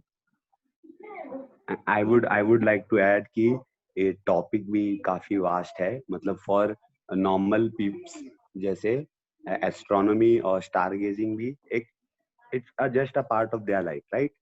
मतलब ऐसे वो बहुत वास्ट टॉपिक अपने में ये, पर for regulars who don't have interest in them, उनके लिए it is a छोटा टॉपिक, पर जब हम इसको उसके साथ मिला देते then it becomes very vast and very सबके लिए, मतलब सबको इंटरेस्ट आता है ना इसमें, because it's not just about stars, it's about energy, it's about the universe, balance, light, सबके बारे में. So it was very good.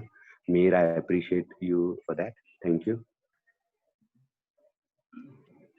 किसी को कुछ फाइनल कुछ रिव्यू देना है तो बता सकते हो. हाँ, मुझे लगता है कि मतलब each and every person should have this basic knowledge, like जितना सेशन में बताया गया, that was not like you know technical at all. तो उतना नॉलेज सबको होना चाहिए ताकि you know you can just perceive your surrounding properly. Like ego पे मैंने पोस्ट भी डाला था, पता ही है. तो ये वाला जो अपने वीडियो यूज किया, that video actually used in a very proper way, वो पूरा समझा के मेरे को भी बहुत चीजें पता चली. नहीं, मुझे लगता है everyone should be science enthusiastic at least थोड़ा सा. See the thing which you said ना उपासना, एक मुझे चीज याद आई, एक मैंने रिसेंटली अपने ग्रुप में भी डाला था, अभी यहाँ पे भी वापस बताता हूँ कि the basic things which we should know ना, वो हमारा सोसाइटी एक्चुअली में हम लोग को नहीं बता रहे. For example basic things for existence what we should know. First is how to purify water, second is how to make your shelter, and third is how to make your food. And funny thing is इसमें से कुछ भी school में नहीं सिखाया जाता. Am I right or am I wrong? हाँ, life के एक्सपीरियंस से सीखना पड़ता है सब. बट हमें स्कूल में ना यही सिखाया जाता है कि सोसाइटी में कैसे रहा जाए, यूनिवर्स में कैसे रहा जाए, ये स्कूल में नहीं सिखाया जाता. मिहिर, मुझे ऐसा कभी कभी लगता है कि the truth is too vast for everyone to grasp. That is why हम लोगों को अलग opinions में drive through किया जाता है. So that's the point कि the truth is out there somewhere, you just have to find it. So इसके लिए ये सबको नहीं पता होता है, and this is a very good thing that you did today. So मुझे इस बात का बहुत दुख होता है कि लोग मतलब कोशिश भी नहीं करते समझने का अपने सराउंडिंग को, व्हाट इज एक्चुअली नीडेड. तो ह्यूमन को ईगो इतना आ गया है ना, self they don't know they are just in a rat race. Actually they are all running in the rat race. They are I accept Mihir, I can add to that point. ये rat race इतना problem हो गया है ना, लोगों को 1+1 3 बोलेंगे, हाँ 3 है, मुझे आगे जाना है बस. अरे भाई 3 क्यों है, क्यों नहीं है, रिसर्च करो तब पता चलेगा 1+1 is 2. ये छोटा कॉन्सेप्ट किसी को नहीं पता चल रहा. सब वो बोलते ना अंधाधुन, लाइक नो एक को देख के और एक के पीछे एक सब.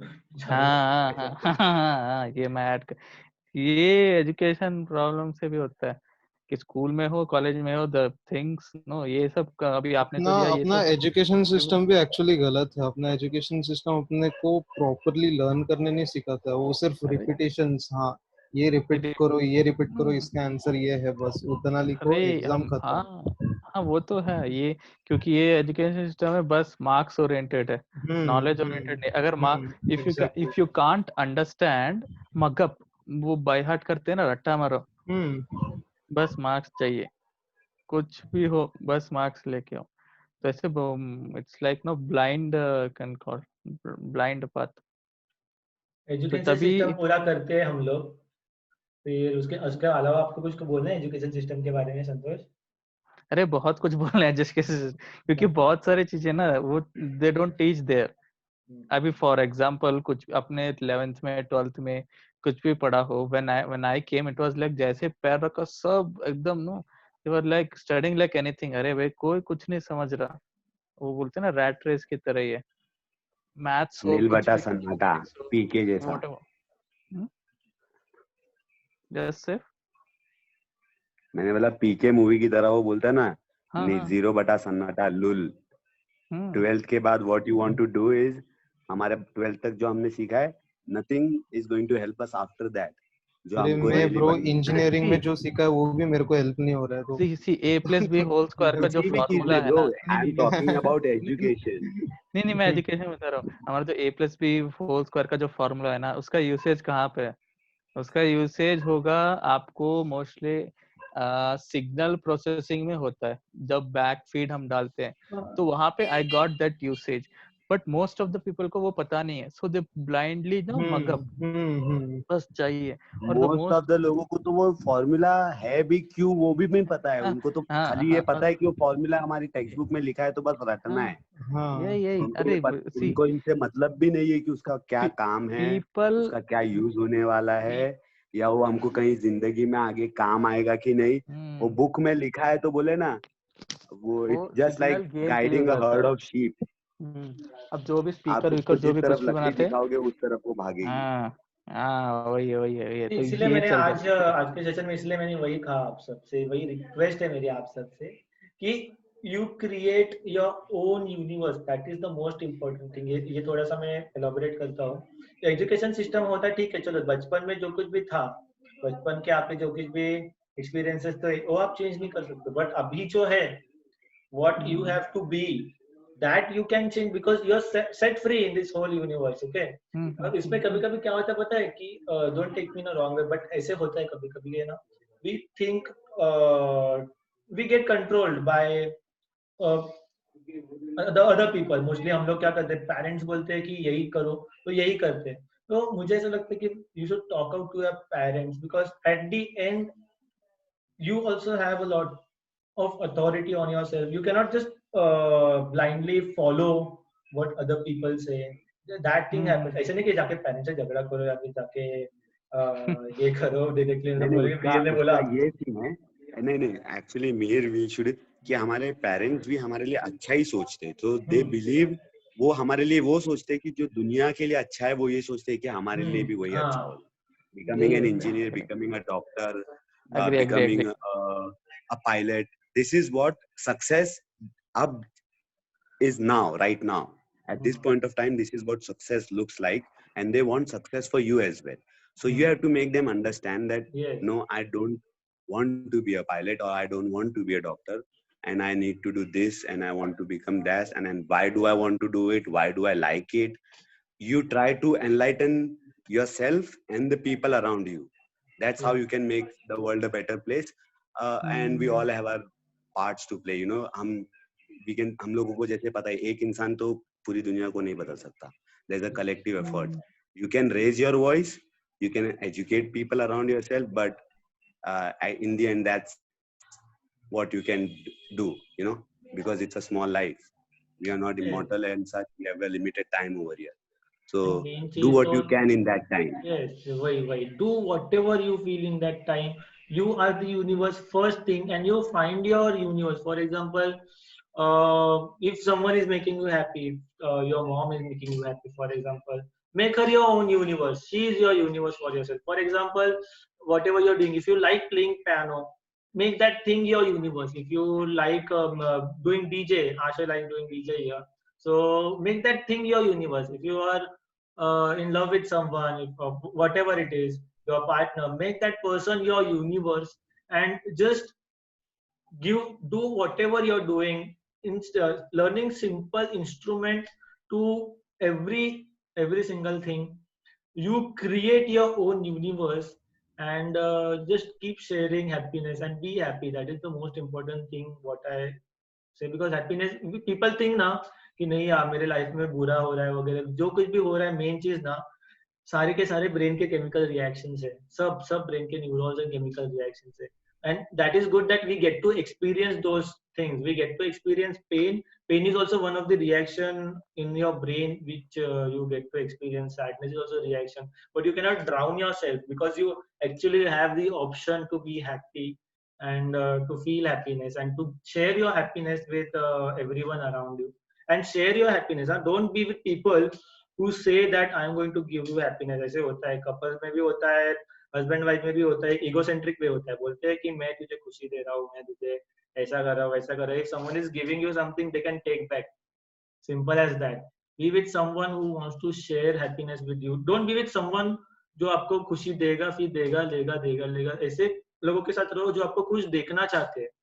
और एक इगोइस्टिक लोगों के साथ मत रहो कि जो आपको कहेंगे कि मैं ऐसा करके दूंगा, मैं जो करते रहते, ऐसे लोगों के साथ मत रहो। राइट सैफ, आपने रिएक्शन दिया है, आपको कुछ कहना है? And that's very true. That's why I raised. I agree with you, and that's a good point. अच्छा बात बोला, इसकी वजह से I raised my hand तेरे सपोर्ट में. ओके चलेगा। तो चलो आज का सेशन एंड करते हैं। आपको भी 7 o'clock को सेशन में ज्वाइन होना है। जिनको 7 o'clock का सेशन नहीं पता उनको बता देता हूँ कि आज एक मैं सेशन का नाम भूल गया। सिर्फ आपको याद है? सॉरी 7 o'clock के सेशन का नाम याद है आपको? पार्टी हट के सेफ ओपन माइक कुछ था वही? हाँ, ओपन माइक रखा है, बहुत सारे प्लेयर्स, इंस्ट्रूमेंट्स वगैरह। आशा यू शुड जॉइन। म्यूजिक पे एक बंदा कल रात को प्रैक्टिस कर रहा था ड्रमिंग,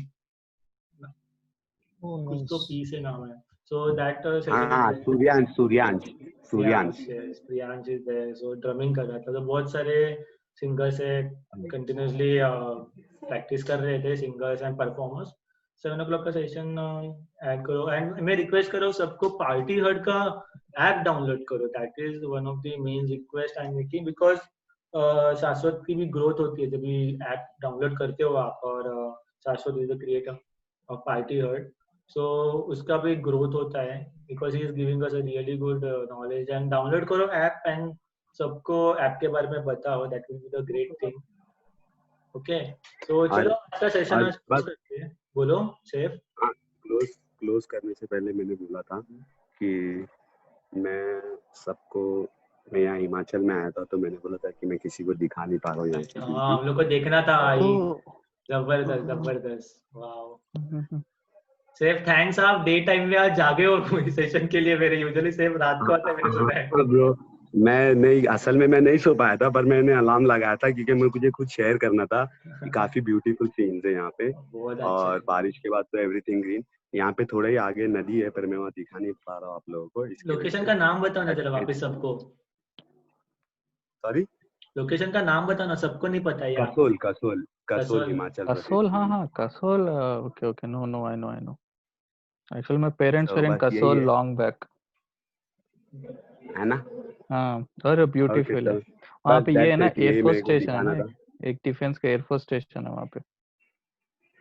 हाँ होगा। ये कल मैंने लोगों को प्रॉमिस किया था ना मेरे कॉल पे कि मैं तुम लोगों को दिखाऊंगा सीनरी यहाँ पे डे टाइम में। इसकी वजह से मैंने बोला कि फुलफिल कर देता हूँ। अब 7 बजे के टाइम पे तो वापस अंधेरा हो जाएगा, तो फिर वो नहीं दिखा पाऊंगा। इसके लिए मैंने बोला दिखा देता हूँ सबको। चलो अच्छा, बहुत अच्छा, आपको बहुत अच्छा व्यू मिल रहा है वहाँ पे। अगर मैं रहूंगा ना तो मेरे को रोज एग्जिस्टेंशियल क्राइसिस हो गई।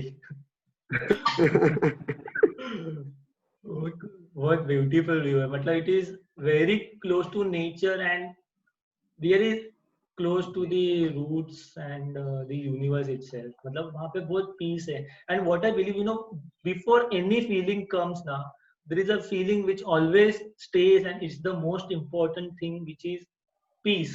Because even if you're getting happy, okay, before that there is peace. Even if you're getting sad, for example, आप playlist open करते हो phone में, okay, आप sad गाना लगा रहे हो, हिमेश रेशमिया का गाना लगा रहे हो sad, कभी कुछ happy गाना लगा रहे हो, कुछ अच्छे movies के गाने लगा रहे हो, और कुछ एकदम hard drum and bass लगा रहे हो। तो गाना start करने के पहले happy song, sad song, जो कुछ भी song, उसके पहले what exists is peace. And what I always say कि peace of mind is most important. And अपने peace of mind को किसी को भी disturb मत करने देना. That is the one of the most important. And safe, आप तो बहुत अच्छे जगह पे हो, वहाँ पे तो बहुत अच्छा peace of mind मिलता होगा भाई। यहाँ पे it makes you understand कि how small you are. असल में जो हम लोगों को लगता है कि हमारी प्रॉब्लम्स इतनी बड़ी है, हम लोग इतने बड़े हैं, इधर आके यहाँ पे बड़े बड़े माउंटेन्स, बड़ी बड़ी रिवर्स और चीजों को देख के पता चलता है कि how actually small we are, right? तो ये जो एक्सिस्टेंशियल क्राइसिस यहाँ पे आके खत्म हो जाती है ब्रो, कि we are nothing, just a speckle. इतने बड़े ओशन में हम लोग एक ग्रेन के बराबर भी नहीं है। सो हमारी प्रॉब्लम्स कितनी बड़ी हो सकती है, हमसे थोड़ी ना बड़ी हो जाएंगी यार प्रॉब्लम्स। सही है, एकदम सही। चलो आज का सेशन खत्म करते। 6 बजने आए ऑलमोस्ट, मैं 5:30 तक टाइम था मुझे, बट सबको सेशन पसंद आया, थैंक्स। तो बाद में ऐसे सेशंस मैं ट्राई करूँगा रखने के लिए मोस्टली। तो अगर सब लोग इंटरेस्ट ले रहे हैं तो ऑफकोर्स मैं रखने की कोशिश जरूर करूँगा। So guys thank you and will meet soon. अगर मुझे टाइम मिला तो मैं जनरल चिल सेशन में भी आता हूँ, मुझे बहुत अच्छा लगा वहाँ पे भी। So I try my best to come. Okay guys, bye, take care. Bye.